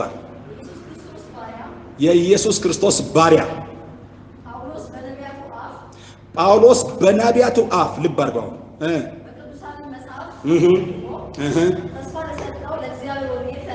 እሺ ልብ አድርገው። ይሄም ወንጌል አለ። ይኸውልህ ሰውየው ሲናገር አይዴንቲቲውን ሊያሳየን ሐዋርያ ሊሆን የተጠራ አስቀድሞ በነቢያት አፍና በዚህ መጽሐፍ እንደተጻፈ ለዚህ ወንጌል ተላየ ካለ በኋላ ይሄ ወንጌል አመጣጡን አይዴንቲቲውን ሊናገር ነው። ይህም ወንጌል ካለና ከዳዊት ዘር ብሎ ሊጀምር ነው። እሺ በስጋ ከምን ዘር? በስጋ የተወለድክበት ዘር አለ። ስለሱ ላውራ አይደለም። በስጋ የተወለድክበት ዘር አለ። እኛ ሀገር እንኳን ድብልቅልቅ ነው። ወደ 80 ምናምን ነው። ይሄ አማራ፣ ኦሮሞ፣ ካፋ፣ ቤንቺ ወዘተ ብዙ ነን። እግዚአብሔር አልተቃወመው። እስኪ አሜን። አልተቃወመው። ይሄ መውጫ ነው። የመጀመሪያ ዘር የሚለውን እንድታውቅ ግስ የሚባለው ጎሳ እንዴተው እንድታውቅ። ግን እዚህ ጋር መቆም የለብህም። እዚህ ጋር ከቆምክ አይዴንቲቲን አላገኘም። የመጀመሪያ የወጣበትን ማህፀን አላገኘም። ጳውሎስ መጣና ልክ ኢየሱስን ነው ምስል የሚያሳየው። እሱ ይሄን ወንጌል ይዞ የመጣ ሰው በስጋው ከዳዊት ዘር ተወለደ። እስኪ አሜን። ከዳዊት ዘር ተወልዷል ብሎ እዛ ቢደመድም አሁንም ይሄ አንተም ማንም እዛ ነው የሚታየው፣ ግን እሱ ጋር ካት አድርጓል። እስኪ አሜን። ከዳዊት ዘር የሚለው ካት አድርጎ ሌላ ዘር ውስጥ ይከተዋል። አሜን በሉልኝ። ከዛ ሐሳብ ይህ ወንጌል በሥጋ ከዳዊት ዘር ስለተወለደ እንደ ቅድስና መንፈስ ግን ከሙታን በመነሳት እሺ በኃይል የእግዚአብሔር ልጅ ሆኖ ስለተገለጠ ስለ ልጅ ነው። ልብ አድርጉ። አሁን አስቀድሞ ከዳዊት ዘር ነው የተወለደ አልካደም። ዳዊት ግን እንደ ቅድስና መንፈስ ሃሌሉያ ከሙታን በመነሳት በኃይል የእግዚአብሔር ልጅ ሆኖ ስለተገለጠ። አሁን የማን ልጅ ነው ኢየሱስ? የዳዊት ልጅ ነው ወይስ የእግዚአብሔር ልጅ? የእግዚአብሔር ልጅ። አንተስ አሁን የማን ልጅ ነው? የማን ልጅ ናችሁ? አዎ ከክርስቶስ ጋር በእምነት ሞታችሁ፣ ከክርስቶስ ጋር በእምነት በጥምቀት አማካኝነት ተቀበራችሁ፣ ከክርስቶስ ጋር ተነሳችሁ፣ ከክርስቶስ ጋር በአብ ቀኝ አለ። አንተ አሁን የማን ልጅ ነህ? የማን ልጅ ነሽ? የኦሮሞ፣ የአማራ፣ የትግሬ የማን ልጅ ነህ? የእግዚአብሔር ልጅ። አጨብጭብልኝ። ይሄ ወንጌል ይሄ። አሁን እዚህ ጋር ጀስት የዘር ሽግግር የጎሳ ሽግግር ተደርጓል። ኦልሬዲ አሁን የእግዚአብሔር ልጅ። እስኪ አሜን። አይደንቲቲያችሁ ምንድነው? የእግዚአብሔር ልጅ። ማንነትን ማወቅ። እስኪ አሜን። ሰይጣንም ሊያወራ ይችላል፣ ዓለምም ልታወራ ትችላለች። አንተ ግን እዚህ ክልል ውስጥ ያለ የእግዚአብሔር ልጅ። ትላንት የመጣበት ኔሽን ተቆርጧል። አሁን እዚህ ጋር ሽግግር ተደርጓል። እስኪ አሜን። የዜግነት ለውጥ ተደርጓል። አሜን ትላላችሁ? አንተ ትውልደ ኦሮሞ ዜግነት እግዚአብሔር አይደለህም።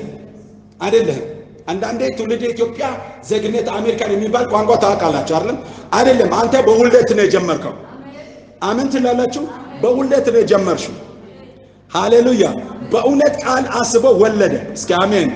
አንተ አሁን ይሄን የእግዚአብሔር ልጅ የሆንከው ተወልደ ነው። ያም ስትወለድ በሴትና በወንድ ፈቃድ አይደለም፣ ከደምና ከስጋ አይደለም፣ ከመንፈስ ተወልደ ነው ልጅ የሆንከው። አሜን ትላላችሁ? እስቲ እኔ በሉ እስቲ የእግዚአብሔር ልጅ ነኝ። በውልደት ነው ያገኘሁት።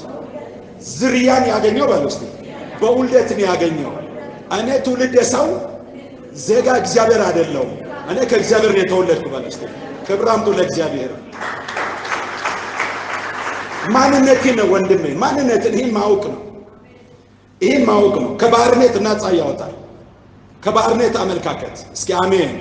ከባርነት ነፃ ያወጣል። ከእምነት ዳተኝነት ነፃ ያወጣል። ከስልጣን ዳተኝነት ነፃ ያወጣል። ከእግዚአብሔር ስትወለድ ስልጣን ተቀብላል። ስልጣኑም የሰው ሳይሆን የአገር ሳይሆን የእግዚአብሔር ልጅ የመሆን ስልጣን። እስኪ አሜን። ስልጣን የምን ስልጣን ነው? የእግዚአብሔር ልጅ የመሆን ስልጣን። ክርስቶስ ከሙታን በመነሳቱ በኃይል የእግዚአብሔር ልጅ እንደሆነ አንተም ከክርስቶስ ጋር አብረ በመሞት ከክርስቶስ ጋር ተሰቀልክ፣ ሞትክ፣ ተቀበርክ፣ በጥምቀት ከመቀበር ወጣ፣ በአብ ቀኝ ተቀመጥ። ይኸውልህ፣ ስለዚህ የእግዚአብሔር ልጅ ለመሆን ስልጣንን ተቀበልክ። ይህን ወቀው። እስኪ አሜን ትላላችሁ? ይህን ወቀው። እዚህ ምድር ላይ ስትመላለስ ለእግዚአብሔር ልጅ እንደ ባለስልጣን ልትመላለስ ይገባል። ለሚጠፋው እዚህ ምድር ላይ ላለው ነገር ጉልበትን ሊንበረከክ አይገባም። እስኪ አሜን ትላላችሁ? ከንቱ ለሆነው ነገር ጉልበትን ሊንበረከክ አይገባም። አንተ እግዚአብሔር ልጅ ነህ። ማንነትን ወቅ፣ ማንነትሽን ወቂ። ኧረ አሜን ባይልኝ። አንቺ የእግዚአብሔር ልጅ ነሽ። አድራሻ ያለሽ፣ አባት ያለሽ፣ ተጣሪ ያለሽ፣ ጠበቃ የተቀመጠልን፣ ውክልና የተሰጠ የእግዚአብሔር ልጅ ነሽ። ክብር አምጡ ለእግዚአብሔር። ገላትያ 5:1 ገላትያ 5:1 በነፃነት ልንኖር ክርስቶስ ነፃነት አወጣን። እንግዲህ ጸንታችሁ ቁሙ እንጂ እንደገና በባርነት ቀንበር አትያዙ። ሃሌሉያ። በነፃነት እንድትኖር ክርስቶስ ነፃ አውጥቷል። ፈጽሞ የኃጢአት ባሪያ መሆን የለብህም። የሰው ባሪያ መሆን የለብህም። እስኪ አሜን በሉልኝ። አዎ መሆን የለብህም። ነፃ የወጣ ከሙታን የተለየ በቅድስና መንፈስ የተቀደስ የእግዚአብሔር ልጅ። ኧረ አሜን በሉልኝ። እነሽ ይህን እዚህ ውስጥ ወትፉ፣ አእምሮአችሁ ውስጥ ወትፉ። ለመንፈሳችሁ ተናገሩ፣ ለማንነታችሁ ተናገሩ። መላእክቶች ሊገዙልህ የሚችለው የዚህ ዓለም አምላክ ሊንበረከክልህ የሚችለው የእግዚአብሔር ልጅ መሆንን በትክክል ስታውቅ። ክርስቶስ በዚህ ነው ዓለምን ያሸነፈ። በቆመ መድረክ ላይ የእግዚአብሔር ልጅ መሆኑን ያንጸባርቅ። እምናገረው ከአባቴ ነው፣ እምኖረው እንደ አባቴ ነው። የአባቱን ማንነትን ያንጸባርቃል። ስለዚህ ሊገድሉት ፈልግ። አንተ ውሸት ትናገራለህ አለ። እንዴት? ምን ብያለሁ? ሰው ሆነህ ሳለ የእግዚአብሔር ልጅ ነኝ ትላለህ አሉት። እስኪ አሜን ሃሌሉያ።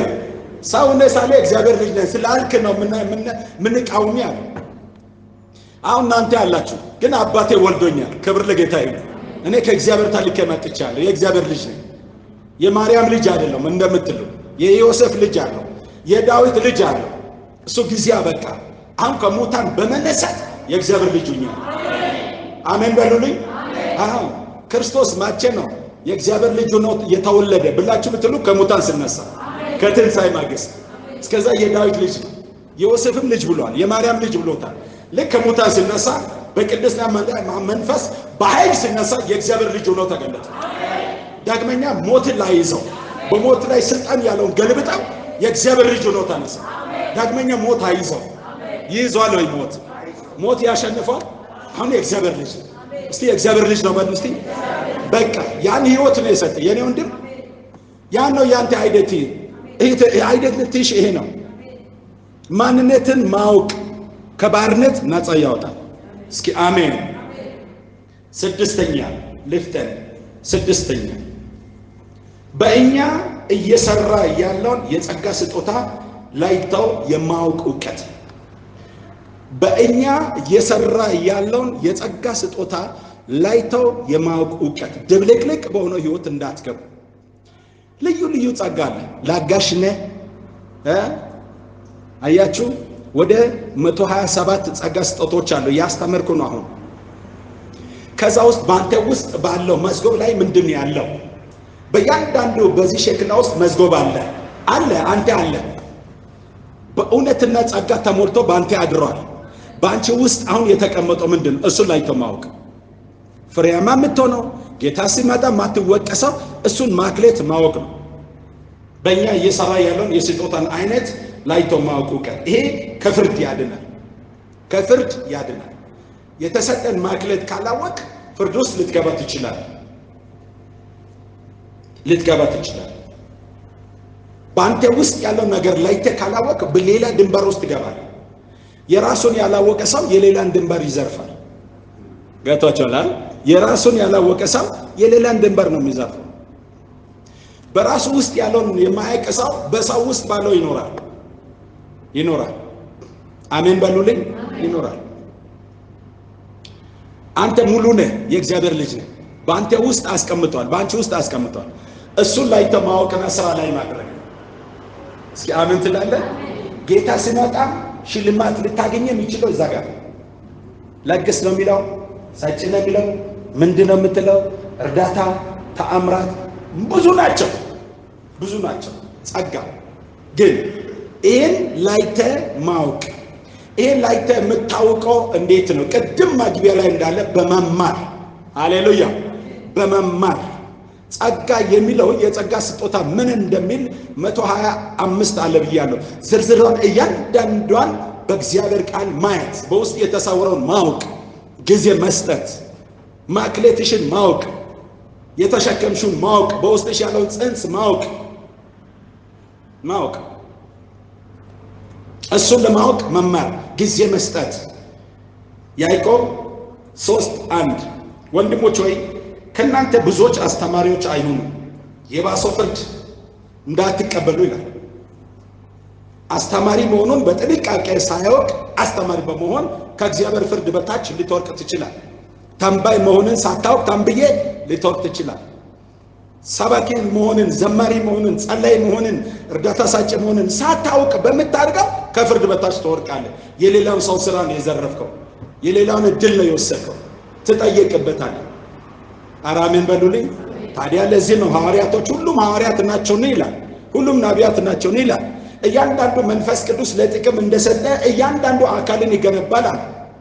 ስለዚህ መንፈስ ቅዱስ ለጥቅም የሰጠውን ጠጋ ብለህ ወደ እግዚአብሔር ቃል ወደሚያስተምሩ ጠጋ ብለህ መማርና ማግኘት፣ ስራ ላይ ማድረግ።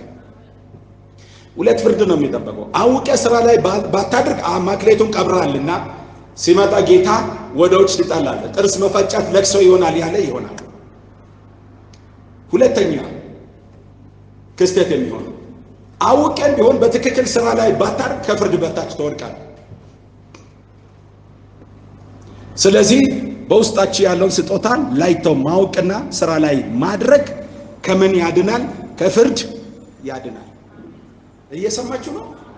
እየገባችሁ ነው? ሰባተኛ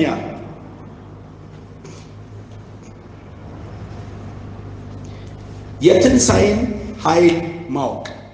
የትንሣኤን ኃይል ማወቅ ይሄ ከዲያብሎስ ውሸት ያድናል። የትንሣኤን ኃይል ማወቅ በጣም ድብ እና ጥልቅ ነው። በሚቀጥለው በዚህ ላይ ብሄድ ጥሩ ለበለ ትንሣኤ ስለሚለው ነገር የክርስትና የእምነታችሁ ምንጭ ወደሆነው ነገር ነው የመጣ ያለው። በትንሣኤ ላይ ያለ እውቀት በጣም ሌስ ነው። እኛ ዘመን እዚህ ዘመን ላይ ለደረሰ ለኛ ስለሆነ ንቁ አይደለም። ግን ዋና ሐዋርያቶች ኦብጀክት አስተምሯቸውና ስብከታቸው ስለ ትንሣኤ ትንሣኤ የክርስትና ዋና ቁልፍ ነው። እስኪ አሜን። ትንሣኤ ብለን ስንል ሞተ በሶስተኛ ቀን ተነሳ እሱ ጋር ነው የምንደመድመው አይደለም። ትንሣኤ ጅማሬ ማቼ ነው የተጀመረው፣ ማቼ ነው የሚያልቀው? ምንድነው ትንሣኤ ማለት? ይሄን በሰፊ ልናውቅ ይገባል። ሃሌሉያ። ትንሣኤ የእምነታችሁ ወይም የህይወታችሁ ማዕከል ነው። ትንሣኤ የእምነታችሁ መሰረት ነው። ትንሣኤ የልዩነታችሁ ግርማ ነው። የእግዚአብሔር የመሆናችሁ የእግዚአብሔር ልጅ የመሆናችሁ በኃይል መነሳታችሁ የቅድስና መንፈስ መካፈላችሁ ምንጭ ነው። ትንሣኤ የማሸነፋችሁ በሞት ላይ ስልጣን ያለውን ስልጣኑ ተገፎ እናንተ ስልጣን የመወረሳችሁ ምስጢር አለው። እስኪ ሃሌሉያ። ትንሣኤ በመጨረሻ በዚህ ዓለም ላይ ሆናችሁ በመጨረሻ መላእክቶች ላይተው እንዲያውቃችሁ በእናንተ ላይ የተቀመጠው ማህተም የሚንጸባረቅበት ቁልፍ ፖይንት ነው። ሃሌሉያ። ቁልፍ ፖይንት ነው። ትንሣኤ በየትኛውም ህይወት ማዕበል አቋርጠ እንድትሄድ የሚያደርግ የእግዚአብሔር አቅምና ኃይል የተገለጠበት መሰረት ነው። ስለዚህ የቀደሙት ወንድሞች ይሄን ለማወቅ ይጓጓ ነበር። እኔ በጣም ለህይወቴ ትልቅ መምህር የሆነው የህይወቴ መምህር የነፍስን ጥንካሬ የነፍስን ክሳት የመለሰልኝ ያለው አሁን በስጋ የሌለው በመንፈስ ግን ከኛ ጋር ያለው በዚህ ቃል ውስጥ መንፈሱ ያለ ሰው አለ። ጳውሎስ ነው። እሱ የጳውሎስ ህይወትና አገልግሎት ንግግሩ የነፍሴን ጉድለት የሚሞላ ለአገልግሎት ብቃት የሚሰጠኝ ነው። ክብር ለጌታ ይሁን። አሜን። ክብር ለጌታ ይሁን። አዎ ሃሌሉያ። በስጋ በአካሉ ነው ባያስተምር እንዴት እንደሚያስተምረኝ ልነግራችሁ እፈልጋለሁ። ይህ ሰው እንዲህ ይላል። ከ25 ዓመት አገልግሎት በኋላ ከተጠራ ከ25 ዓመት አገልግሎት በኋላ አንድን ነገር ለማወቅ እንደሚጣር አንድን ነገር እንደሚመኝ ምኞቱን ሪፍሌክት ያደርጋል። እዚህ ቦታ ላይ ፊልጵስዩስ ምዕራፍ 3 ቁጥር 10 እርሱንና የትንሣኤን ኃይል እንዳውቅ ጌታን ማወቅ እርሱን ማወቅ ከ25 ዓመት ጉዞ በኋላ እንደገና በውስጡ እየጨመረ መጣ። ሃሌሉያ። እንደገና የጨመረ መጣ። እንደገና የፈላ መጣ። ይሄ የዛሬ ሆኖ አለ። ከእናቱ ማኅፀን ከተለየ በኋላ በዚህ በሐዋርያነት ጥሪ ከተጠራ በኋላና ደመስቆ መንገድ ካገኘው ጊዜ ጀምሮ እሱን ለማወቅ ይሮጣል። አውቆ አልጨረሰው። ጌታን አውቄ አልጨርሰው። ጌታዬን በል እስቲ አውቄ አልጨርሰው። ሃሌሉያ። ዛሬ ስታይ ሌላ ነው፣ ነገ ስታይ ሌላ ነው፣ ከነገ ወዲያ ሌላ ክብር ነው፣ ከሰዓት በኋላ ስትመጣ ሌላ ጌታ ነው የምታዩት። ክብር አምጡልኝ ባካችሁ። ዋው! ሌላ ክብር ነው የምታየው። እስቲ ስለ ራሳችሁ ከፍ ያለ ጭብጨባ ለጌታ ስጡ። እግዚአብሔር ይባርክ። የብዙ ዘመን ጸሎትን ጌታ የመለሰ ይመስለኛል። በቃሉ ስር ቁጭ ብሎ አፋቸውን ከፍቶ የሚሰማ ትውልድ ማቻ ያገኛለሁ ያልኩባቸው ጊዜያቶች ብዙ ነበር። ሳይሰማ የሚዘል የሚጮህ ዳንከራ የሚወድ ትውልድ ነበር። እሱ ትውልድ ውጤቱ ጎትቶ ያመጣ ኮሮና የሚባል ነው ጎትቶ ያመጣ። አሁን ግን ልቡን ሰፋ አድርገው ረጋ ብለው እግዚአብሔር የሚያዳምጥ ትውልድ ጥቂትም ቢሆን እግዚአብሔር ስለሰጠን አምላክ ስሙ የተባረከ ነው። ክብራን በቃ ህይወትን የተጠማ እያየው ስላለ ህይወትን የተጠማ ህይወትን የሚፈልግ መልካምን ነገር የሚፈልግ አፉን ከፍቶ የሚያዳምጥ ትውልድ። ታዲያ ይሄ ትውልድ ያለ እንዴት እግዚአብሔር አይገኝም? ይሄ ትውልድ ያለ እንዴት ምድር አትባረክ? ይሄ ትውልድ ያለ እንዴት ነገር አዲስ ነገር አይሆንም? ክብር አምጡ ለጌታ ለራሳችሁ። ለኔ የረጅም ጊዜ ጸሎት መልስ ስለሆነ ላስተምር ልናገር ወገቤን ታጥቀ ነው የተነሳው። ስናገር ደግሞ አሸዋ ላይ ሳትሆን የምትታከለው አላቱ ላይ እንድትቆም። ሃሌሉያ። እሱን ላድርግ ቆርጬ ተነስቻለሁ። ምኞቴ ነውና ክብር ለጌታ ይሁን።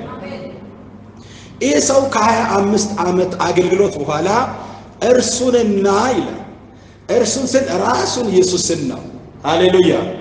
የትንሣኤን ኃይል እንዳውቅ አያችሁ፣ የትንሣኤን ኃይል እንዳውቅ እሱና የትንሣኤን ኃይል እንዳውቅ ይላል በመከራው እንዲካፈል ወደ ሙታን ትንሣኤ ሊደርስ ቢሆንልኝ በሞቱ እንዲመስለው እመኛለሁ። ሞቱ ትንሣኤን እንዴት አመጣ? የተረዳው ሞቱ ያመጣው ትንሣኤና የሱን ኃይል ሞትን አሸንፎ መነሳት። ሃሌሉያ። ሞት የተባለ ትልቁን ገዢ በሴኮንድ ነፍሱን ሰጥተው ገልብጠው መነሳቱ ይሄ ምስጢር ትንሣኤ ውስጥ ነው ያለ። እሱን ማወቅ አለብኝ ይላል። ይመረምራል። እስኪ አሜን። እናንተም ከተዘጋጃችሁ በሚቀጥለው ሳምንት በዚህ ይሄዳል። ክብር ለጌታ ይሁን። ዝግጁ ከሆናችሁ ይሄዳል። የትንሣኤን ኃይል እንዳውቅ እፈልጋለሁ ካለ በኋላ አንድ ነገር የገባው የትንሣኤ ኃይል እንዲህ ከሆነ በሞቱ እንኳን እንዲመስለው እመኛለሁ። ሞቱ ይሄን አምጥቷል። ሞቱ ያመጣው ትንሣኤ አምጥቷል። ወደ 16 ዝርዝር ነገር አመጣለሁ። እስኪ አሜን። በትንሣኤ ያገኛችሁትን በትንሣኤ የተሰራውን ከተማ አሜን ትመጣለች ብላችሁ የምትጠብቁ መንግስት በትንሣኤ የተሰራች። እስኪ አሜን። በትንሣኤ የተሰራች የተጀመረችው በትንሣኤ አራምን በሉልኝ። አዲስ ሰማይ አለኝ ብትሉ ሰማይቷ የተገነበችው ሕገ መንግስቱ የተደናገገው በትንሣኤ ኃይል ውስጥ ነው። ይሄ በትንሣኤ ኃይል ውስጥ ያለውን ማወቅ እንዴት አይነት ረቂቅ መሰላችሁ! ስለ ትንሣኤ ማወቅ ሐዋርያቶች ይሄን የሰበኩ። እስኪ አሜን ትላላችሁ?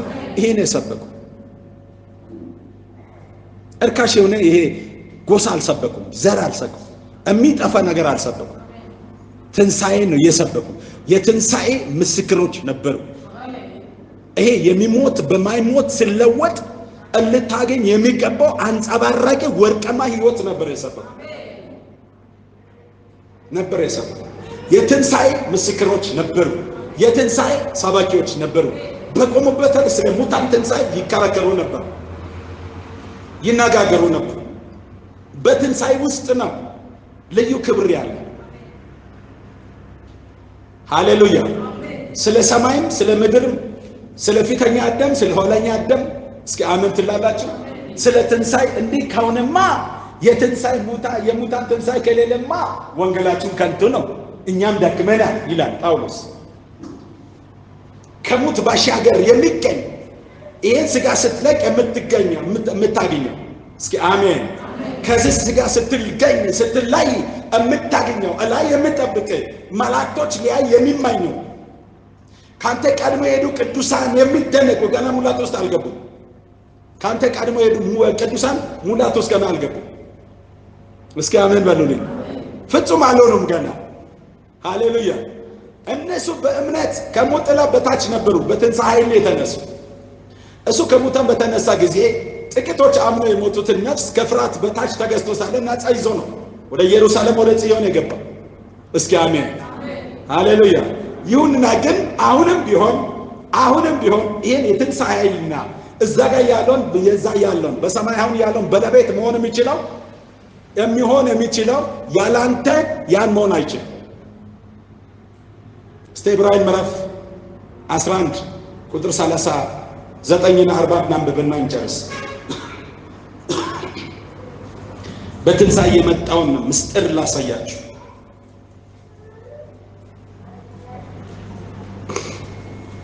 እንደገና አንደኛ ቆሮንቶስ ምዕራፍ 15 ሙሉ በቤታቸው አንብቡ። ሳምንት እስክንገናኝ እዛ ውስጥም ስለሚገባ እስቲ ዕብራውያን አንብብልኝ እግሌ 1:33 ደግሞ ይሄ ክፍል ዕብራውያን ምዕራፍ 10 አጋማሽ ጀምሮ ምዕራፍ 11 በሙሉ ስለ እምነት ነው የሚናገር። ስለ ተስፋ፣ ስለ እምነት ጥቂት ይናገርና በእምነት ሕይወት ውስጥ ሮል ስለተጫወቱ በአራት ያከፍላል። አንዳንዱ አምኖ ሞተ፣ አንዳንዱ አምኖ አይቶ አልወረሰም፣ አንዳንዱ አምኖ ተስፋ ነው እንደወረሰ ይሄድና አምኖ የሞቱም የወረሱም አምኖ ወርሶ ይሄዱም በሙሉ እዛ ጋር ቆሞ ይጠብቀናል። ምሳሌው እንዲህ ነው። ኢያሱ እስራኤል ሕዝብን እየመራ ይሄደ ካህናቶች ዮርዳኖስን አካፍሎ ወደ ማዶ ከተሻገሩ በኋላ አለዱ ቆሞ ነው የጠበቁ። ቆሞ ጠበቁ። ማን ተሻጋሪ ሕዝብ ነው ይዞ የሚገባው ቆሞ ጠበቁ። ልክ ሕዝብ ሲመጣ ነው አብረ ሄደ። አሁን እነዚህ አስቀድሞ አምኖ የሞቱ አሁን ቆሞ የጠበቁ ነው፣ አልገቡም ገና። አሜን በሉልኝ።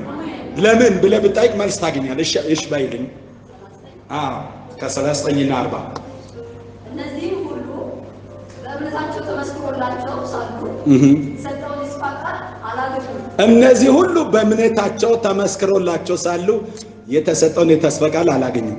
እሺ እኛ ፍጹማን እንዳይሆኑ እግዚአብሔር ስለኛ አንዳች የሚበልጥ ነገር አስቀድሞ አይቷልና።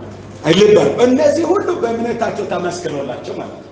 እነዚህ አምኖ የሞቱ ዕብራውያን ምዕራፍ 2 ቁጥር 15 ላይ በሞት ላይ ስልጣን ያለው በሞቱ ሽሮ ነፃ አወጣቸው፣ የትንሣኤ ኃይል ሰጣቸው፣ እያጀባቸው አብሮ ወደ ጽዮን ከተማ ገብቶ ለሁሉም ታየ። ብዙ ነበሩ ይላል። ይሄ ቅዠት አለ እውነት። ይሁን እንጂ ግን እዛ ምድር ላይ የምትታየው ጽዮን ውስጥ ገቡ ይላሉ እንጂ ዘጋ ቁሞ ነው ያለው። ለምን?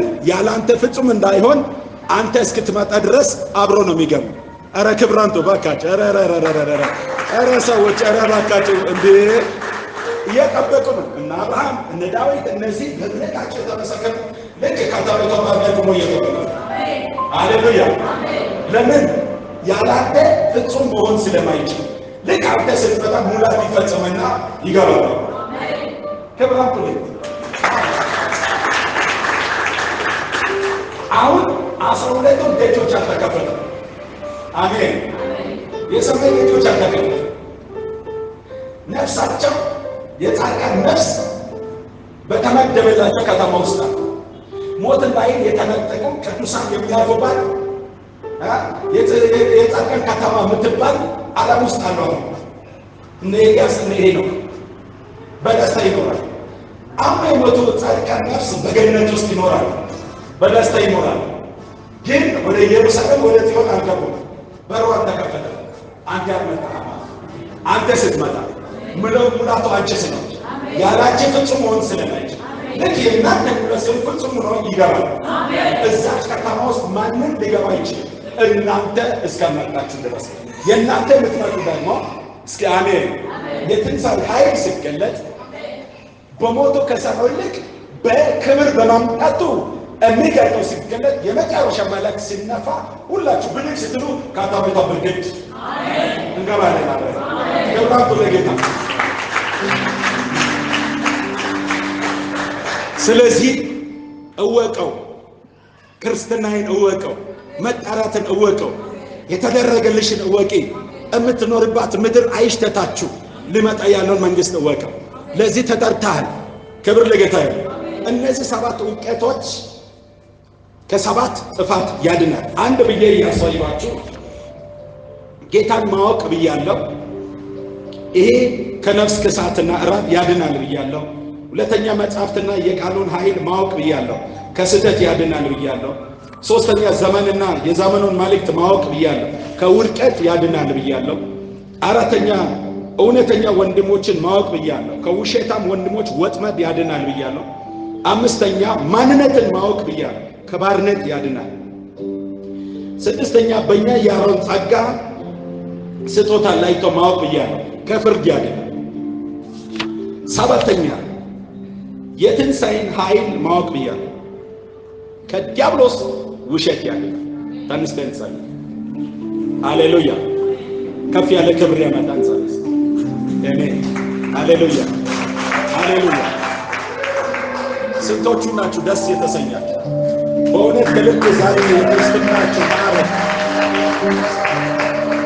ዛሬ የእውቀትን ደጅ እግዚአብሔር ያሳየኝ ነው የምትሉ ስንቶቹ ናቸው? ክብር አምጡ ለጌታ። እግዚአብሔር ይመስገን። እኔ ስለናንተ ታላቅ የሆነውን አምላኬን አመሰግናለሁ። የሚሰማ ጆሮ ስለሰጣችሁ፣ ተረጋግተው የሚያዳምጥ ጸጥ ብሎ የሚጠጣ መንፈስ የብዙዎችን ስለማይ እኔ አሁን ቋንቋ የለኝም። ጌታ እየተባረከ ይሁን። ሃሌሉያ። አንድ ሁለት ደቂቃ ከኔ ጋር እንጸልይና ከዛ በኋላ የቤተ ክርስቲያን ማስታወቂያ ወንድም እንግዳው የሚለውን ይባልና እንደገና ደግሞ ከፓስተር ጋር እንጸልያለን። ሃሌሉያ። ጠንካራ ጸሎት እንጸልይ። ቀኝ እጃችሁን አንሱ ከኔ ጋር እስኪ ጌታ ሆይ ይባሉ እስቲ። በዚህ ማለዳ ቃልን ልካሃል። መንፈሴ በብዙ ጥማት ቃልን አዳምጧል። ልቤ በቃል ተሞልቷል። ጌታ ሆይ አሁን ፍሬ እንዲያፈራ፣ አሁን እንዲያድግ፣ ማንነቴን አውቄ ማምጣትን የተጠባበኩ በክብር ካንተ ጋር እንዲሄድ አሁን ሊረዳኝ የሚችለው ጸጋ ስጠኝ በኢየሱስ ስም። ቃሊ በእምነት ከኔ ጋር ተዋሂዷል። ከዚህ በኋላ ቃሊ ይጠቅመኛል። እውቀትን እፈልጋለሁ። በእውቀት አድጋለሁ። አመሰግናለሁ። አመሰግናለሁ። ክብር ስጡትና እጅግ የሚገርም የቃል ጊዜ እግዚአብሔር የተባረከ ይሁን። ክብር ለእግዚአብሔር ይሁን።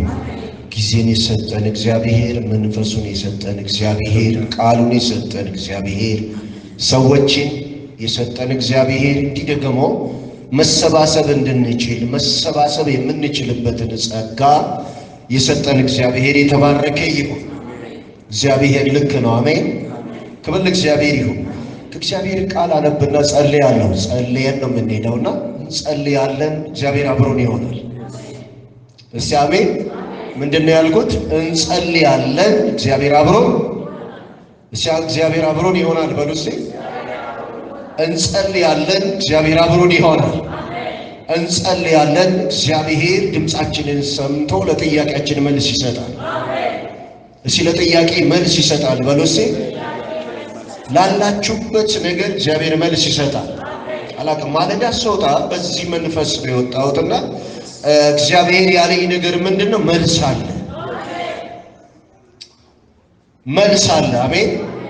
ቅድም ሲናገር ነበር አፖስትልና ከሁሉ ነገር በላይ በየትኛውም ነገር እንድንቆም ሊያደርገን የሚችለው ነገር እግዚአብሔርን መስማት ነው። እግዚአብሔርን በተለያየ መንገድ እንሰማለን። እግዚአብሔር ቅድም እንደሰማ እንዳየነው እግዚአብሔር 90% በቃሉ ይናገራል። አረ ሃሌሉያ! እግዚአብሔር በነቢያት ይናገራል። እግዚአብሔር በሚገባችሁ መልክ ለእናንተ በግል ልትረዱት በምትችሉት መንገድ እግዚአብሔር ምን ያደርጋል? ይናገራል። አሜን። በንግግር ውስጥ ደግሞ ምንድነው ያለው ካላችሁ እግዚአብሔር ተናግሮ የማይሆንብህ ነገር የለም። እግዚአብሔር ተናግሮ በሕይወትሽ ላይ የማይሆን ነገር የለም። ለምን ሲባል እግዚአብሔር ሲናገር እንደ ሰው አይደለም። እግዚአብሔር የሚናገረው የሚያደርገውን ስለሆነ ክብር ለእግዚአብሔር ይሁን። አጨብጭበን ለእግዚአብሔር ክብር እንሰጣለን። እንደዚህ ይላል በትንቢተ ኢሳይያስ ምዕራፍ 48 ቁጥር 17 እና እስከ 19 ያለውን አነብና ጸልያለሁ። ታዳጊ የእስራኤል ቅዱስ እግዚአብሔር እንዲህ ይላል፣ እኔ የሚረባህን ነገር ማስተምርህ፣ በምትሄድበት መንገድ የምመራ አምላክ እግዚአብሔር ነኝ። አሜን። አምላክ እግዚአብሔር ነኝ። የማስተምር በምትሄድበት መንገድ የምመራ አምላክ እግዚአብሔር ነኝ ካለ በኋላ ትእዛዜን ብትሰማ ኖሮ ሰላምህ እንደ ወንዝ ጽድቅህ እንደ ማዕር ሞገድ በሆነ ነበር። ዘርህም እንዳሸዋ የሆድህም ትውልድ እንደ ምድር ትቢያ በሆነ ነበር። ስሙም ከፊትህ ባልጠፋና ባልተረሳ ነበር እያለ እግዚአብሔር ቃል ይናገራል። ክብር ለእግዚአብሔር ይሁን። ሲንጸልያለን በእውነት በዚህ ማለዳ የሚረባንን ነገር ያስተማረን እግዚአብሔር መሄድ በሚገባን መንገዱ ይህ ነው። ይህንን ብታደርግ ትባረካለህ። ይህንን ብታደርግ እኔን ብትሰማ ሰምተህ ደግሞ የማዝህን ነገር ብታደርግ በእውነት አንተና ሁኔታዎች ምን ይሆናሉ አለ እግዚአብሔር? ይለወጣሉ። አረ ሃሌሉያ! እንድናውቅ እውቀትን የሰጠን እግዚአብሔር የተባረከ ይሁን። መንፈሱን የሰጠን እግዚአብሔር የተባረከ ይሁን። ለዚህ ነው በምድረ በዳ ላይ እስራኤላውያን ስትመለከቱ በዘዳግም 26 27 እንደዚህ አይነት ቃል ላይ ስትመለከቱ እግዚአብሔር በጸናችና በበረታች እጅና እንዲሁም ደግሞ በአስደናቂ ድንቅና ተአምራት ምን አደረግኩ አለ? በጸናች እጄ እነሆ ከግብፅ ባርነት ነፃ አወጣኋችሁ ይልና፣ ነገር ግን ይህንን ካደረገ በኋላ እግዚአብሔር አብሯቸው የሆነበትን ጉዞ ሲጓዙ ነበር። ምንም እንኳን ታላላቅ የሆኑ ምድረ በዳዎች ቢገጥማቸውም በዛን ወቅት እግዚአብሔር ተናግሮ በወጡበት ሁኔታ ውስጥ እየተጓዙ እያለ እነሱና ልጆቻቸው የሚጠጡትን ውሃ አጥተው ቢጠሙም እንኳ እግዚአብሔር አብሯቸው ስለነበረ፣ አረ ሃሌሉያ! በምድረ በዳው ላይ እነሆ አለት ነበረ። ክብር ለእግዚአብሔር ይሁን። አለት ነበረ። ምንድነው ሲባል አለቱ ውስጥ በዛን ወቅት ለጥያቄያቸው መልስ የሚሆን ነገር ነበረ። ለምን ሲባል እግዚአብሔር ከነሱ ጋር ስላለ። ክብር ለእግዚአብሔር ይሁን። ያስቀጠለሽ እግዚአብሔር የተባረከ ይሁን። አሁንም ትቀጥያለሽ። አረ አሁንም ትቀጥላለህ። ያስጀመረ እግዚአብሔር አስቀጥሎሃል። አሁንም ትቀጥላለህ። አረ ሃሌሉያ! አሁንም ያንተ ነገር ይቀጥላል። ከእግዚአብሔር ጋር ያለህ ነገር ይቀጥላል። ስለዚህ ምን ሆነ ይላል እዛ ቦታ ላይ ስትመለከቱ፣ እነሆ የምትጠጡትን ውሃ ሰጣችሁ ይላል እግዚአብሔር ቃል ነው የሚናገረው። አረ ሃሌሉያ! ያለነው የኖርነው እግዚአብሔር እየሰጠን ነው። የምስራች በዚህ ማለዳ እግዚአብሔር እየሰጠ አኖሮናል። አሁንም እግዚአብሔር እየሰጠ ትኖራለህ። አረ ኢየሱስ ጌታ ነው። አሁንም እግዚአብሔር አቅም ሆኖ ዛሬ ላይ መጣሃል። አሁንም ነገን፣ ቀጣይ ሳምንታት፣ ቀጣይ ወራቶች ምንድነው የሚሆነው ካላችሁ የእግዚአብሔርን ቸርነት የምናይበት። አረ ኢየሱስ ጌታ ነው። ደግሞም እግዚአብሔር መልካም ነው። የእግዚአብሔርን መልካምነት የምናይበት እዚህ ነው። እነሆ ምን አለ ኢሳይያስ? እነሆ ምን አለ? እግዚአብሔር ሆይ ተነስ፣ ኃይልንም ልበስ፣ ቀድሞ እንዳደረግ እንደዛ ዘመን ዛሬ ብርታትህን ምን አድርጋለ? አሳየን። አረ ሃሌሉያ! ማየት ይሆንልሻል። ተቸግረሽ ያለሽ፣ በአውሎ ንፋስ ተናውጠሽ ያለሽ፣ ልብሽ በፍርሃት የተሞላ ብትኖሪ፣ የነገው ነገር አስፈሪ የሆነ ሰው፣ ኑሮ አስፈሪ የሆነ ሰው የምስራች ለእናንተ እናገራለሁ። የሚሆነው አዲስ ነገር ነው። የሚሆነው አዲስ ነገር ነው። አረ ሃሌሉያ! የሁላችን እያንዳንዱ የመጣንባቸው ችግሮቻችን እግዚአብሔር ወዳለን ነገር የምንመጣበት እንዲህ ነው ያለኝ እግዚአብሔር። ወዳልኩት ነገር ሕዝቤን አመጣለሁ፣ ወዳየሁልሽ ነገር አንቺን አስጠጋለሁ። አረ ሃሌሉያ! ይሄኛው ችግር የምትጠፊበት አይደለም። ይሄኛው ጭንቀት አሁን እነሆ ያንቺ ተስፋ የሚቆረጥበት አይደለም። አሁን ያለህበት ነገር ያንተ ነገር የሚያበቃበት አይደለም። ነገር ግን የመለኮታዊ ጣልቃ ገብነቱን የምታይበት፣ የእግዚአብሔርን ሥራ በሕይወት የምታይበት፣ ቸርነቱን በሕይወት የምታይበት፣ እግዚአብሔር ይሰራል ለካ ለዚህ ነው ብለሽ እነሆ ምስክርነት ከአንቺ ውስጥ የሚወጣበት፣ የተሰራልሽን ነገር አይተሽ እግዚአብሔርን የምታመሰግኝበት፣ የምትዘምሪበት ነገር እንጂ የምትወርቅበት ነገር አይደለም ይላል እግዚአብሔር። አረ ሃሌሉያ! እግዚአብሔር አይጥልሽም፣ እግዚአብሔር አልጣለሽም። ነገር ግን በዚህም ችግር ውስጥ ምንድነው ካልሽ እግዚአብሔር ይዞሻል። ስለዚህ እግዚአብሔር የያዘው እግዚአብሔር ስለሆነ አሁን ችግርሽ ስፍራ እየለቀቀ ይሄዳል። ያንተ ችግር ቤትህን እየለቀቀ ይሄዳል። ያንተ ችግር ልጆችህን እየለቀቀ ይሄዳል። ያንተ ችግር የሆነብህ ነገር በሰፈር ላይ ሊሆን ይችላል፣ በስራ ቦታ ላይ ሊሆን ይችላል፣ በጤንነትህ ላይ ሊሆን ይችላል፣ በዘመድ መካከል ሊሆን ይችላል። ስፍራ እየለቀቀ ይሄዳል። በጌታ በኢየሱስ ስም ስፍራ እየለቀቀ ይሄዳል። ስፍራ እየለቀቀ የሚሄድ ነገር በመንፈስ ያለው ስፍራ እየለቀቀ ይሄዳል።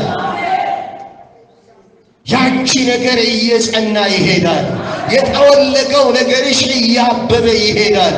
የእግዚአብሔርን ቸርነት ማየት ትጀምሪያለሽ። የእግዚአብሔርን መልካምነት መገናኘት ትጀምሪያለሽ። በጌታ በኢየሱስ ስም ይፍረስ።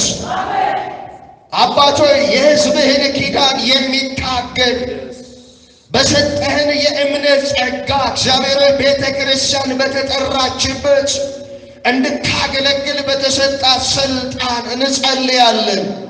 በጌታ በኢየሱስ ስም ሕዝብህን እየታገለ ያለ ጉልበት በኢየሱስ ስም ይመታ።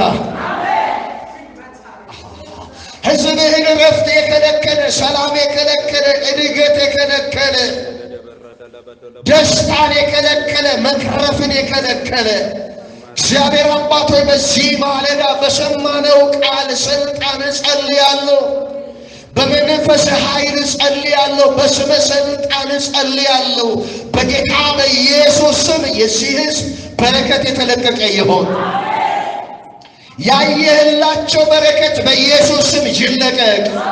በልብ ውስጥ ለነሱ የሰወርካት ያዘጋጀሃት እግዚአብሔርን ለሚወዱ እግዚአብሔር እነሆ አዘጋጅቷል እንደሚል ያዘጋጀኸው በረከት ያዘዝከው በረከት አሁን ካሉበት ነገር መውጣት የሚችሉበት አሁን ካሉበት ሐዘን ውስጥ አሁን ካሉበት ጭንቀት ውስጥ ወጥተው እግዚአብሔር ሆይ እነሆ ነገራቸው ወደ መጽናናት ይለወጥ ዘንድ በጌታ በኢየሱስ ስም በረከት ይለቀቅ። በጌታ በኢየሱስ ስም በረከት ይለቀቅ። በተለያየ ምክንያት በረከታቸው የተያዘ፣ በተለያየ ምክንያት ጤንነታቸው የተያዘ፣ በተለያየ ምክንያት ሰላማቸው የተያዘ አስለቅቃለሁ በዚህ ማለዳ። በጌታ በኢየሱስ ስም ሰላማቸው ይለቀቅ። በጌታ በኢየሱስ ስም ጤንነታቸው ይለቀቅ። በጌታ በኢየሱስ ስም በረከታቸው ይለቀቅ። የነፍሳቸው በረከት፣ የኑሯቸው በረከት፣ የልጆቻቸው በረከት፣ የጤንነት በረከት በኢየሱስ ስም አሁን ይለቀቅ። እንጸልያለን። በኢየሱስ ስም አሁን ይለቀቅ። ለሚያምን ሁሉ ይቻላል ተብሎ እንደተጻፈ አምነን እንጸልያለን። በስም ስልጣን እንጸልያለን። አሁን በጌታ በኢየሱስ ስም እጆችን መዘርጋት እንዲጀምሩ እንጸልያለን። ይገርም ነው። ይህንን እየጸለይኩ በመንፈሴ ማየው ምን እንደሆነ ታውቃላችሁ? ወደ ተለያየ ሰዎች እጅ ሲዘረጋ ያለ የእግዚአብሔር እጅ ይዘረጋል። የሰው እጅ ታጥፎ ሊሆን ይችላል። ሰሙኤል የምታውቀው ከዚህ በፊት የሚረዳህ ሊሆን ይችላል። እነሆ ተይዞ ሊሆን ይችላል። ታጥፎ ሊሆን ይችላል። አሁን የእግዚአብሔር መለኮታዊ ጣልቃ ገብነት ስለሆነ እጅ መዘርጋት ይጀምራል። ይህን እየተናገርኩ የታጠፉ እጆች፣ የተያዙ እጆች ሲዘረጉ በመንፈስ ያያል።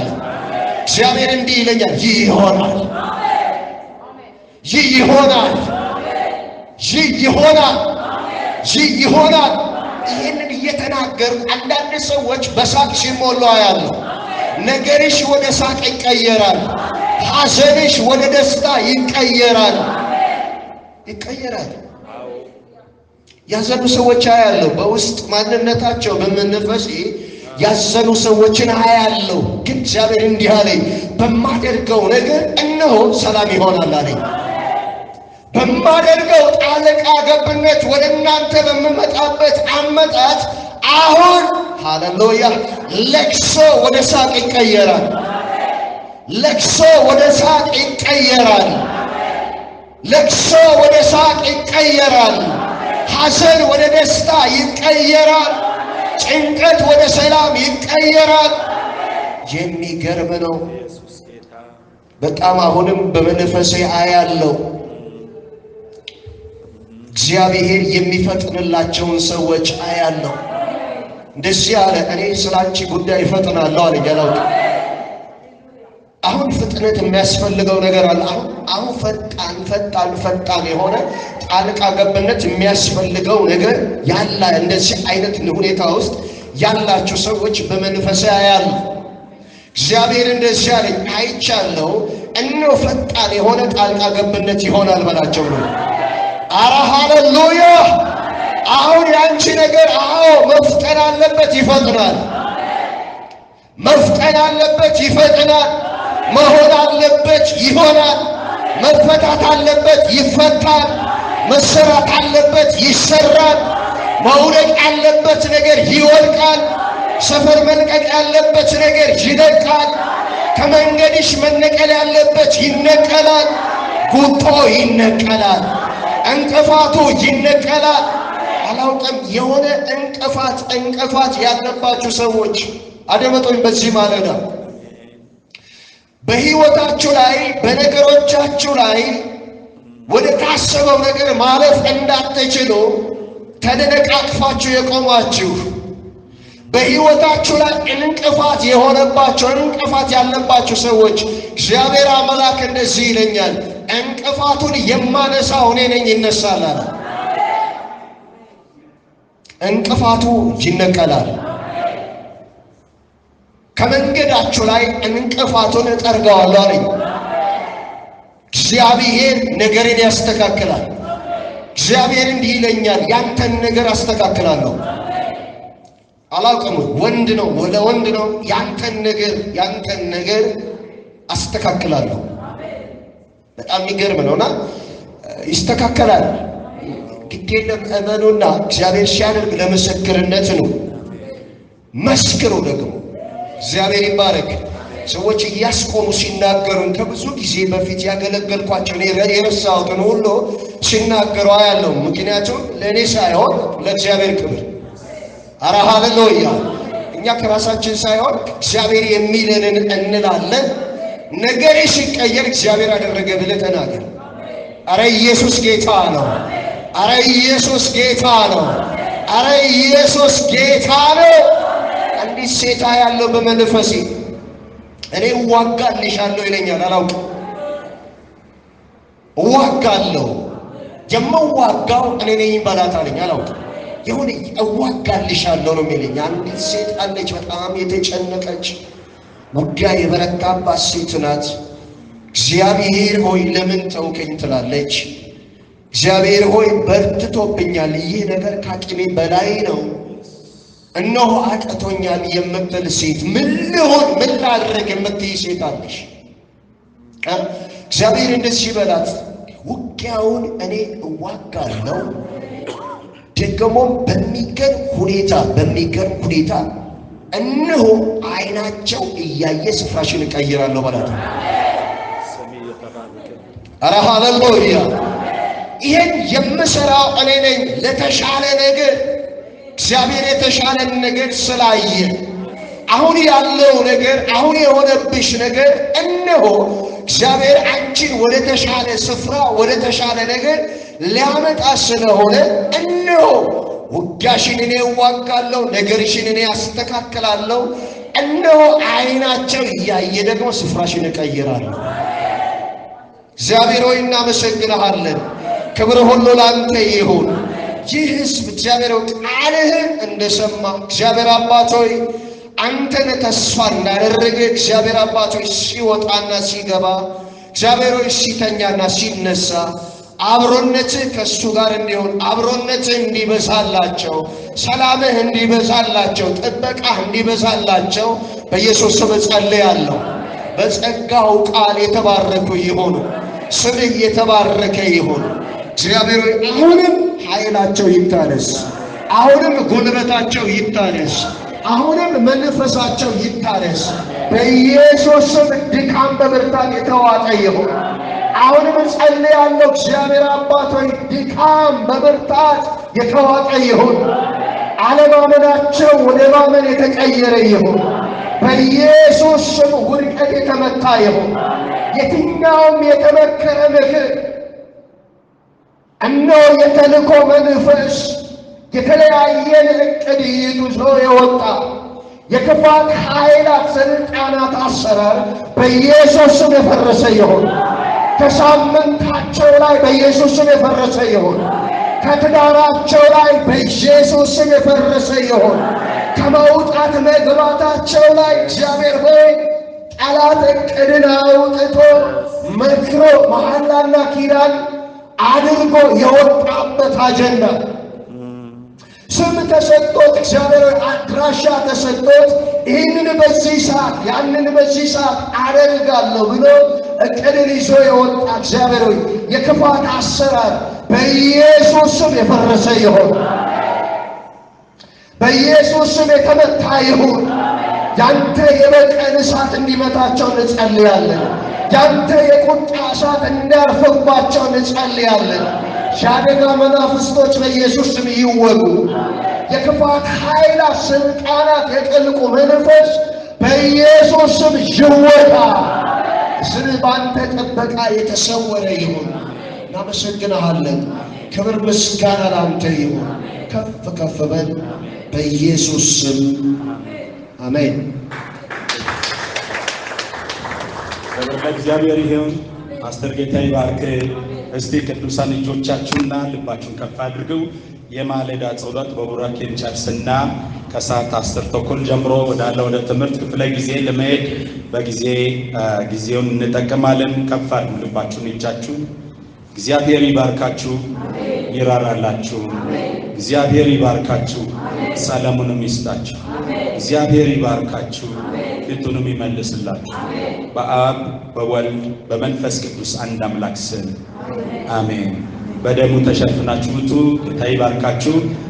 ምናልባት የትም ቸርች ያልተያዛችሁ ካላችሁ ወደ አላቀርታችሁ እኛን አናገሩን። እንደዛውም ደግሞ ደህንነት ታምራችሁ ያልተጠመቃችሁ ካሉም እንደዛ። ክብር ለጌታ ይሁን። አስተማሪዎችም የትምህርት ጊዜም ስለተዘጋጀ እንደዛ ብታደርጉ ጥሩ ነው። ጌታ እግዚአብሔር ይባርካችሁ። ጨርሰናል።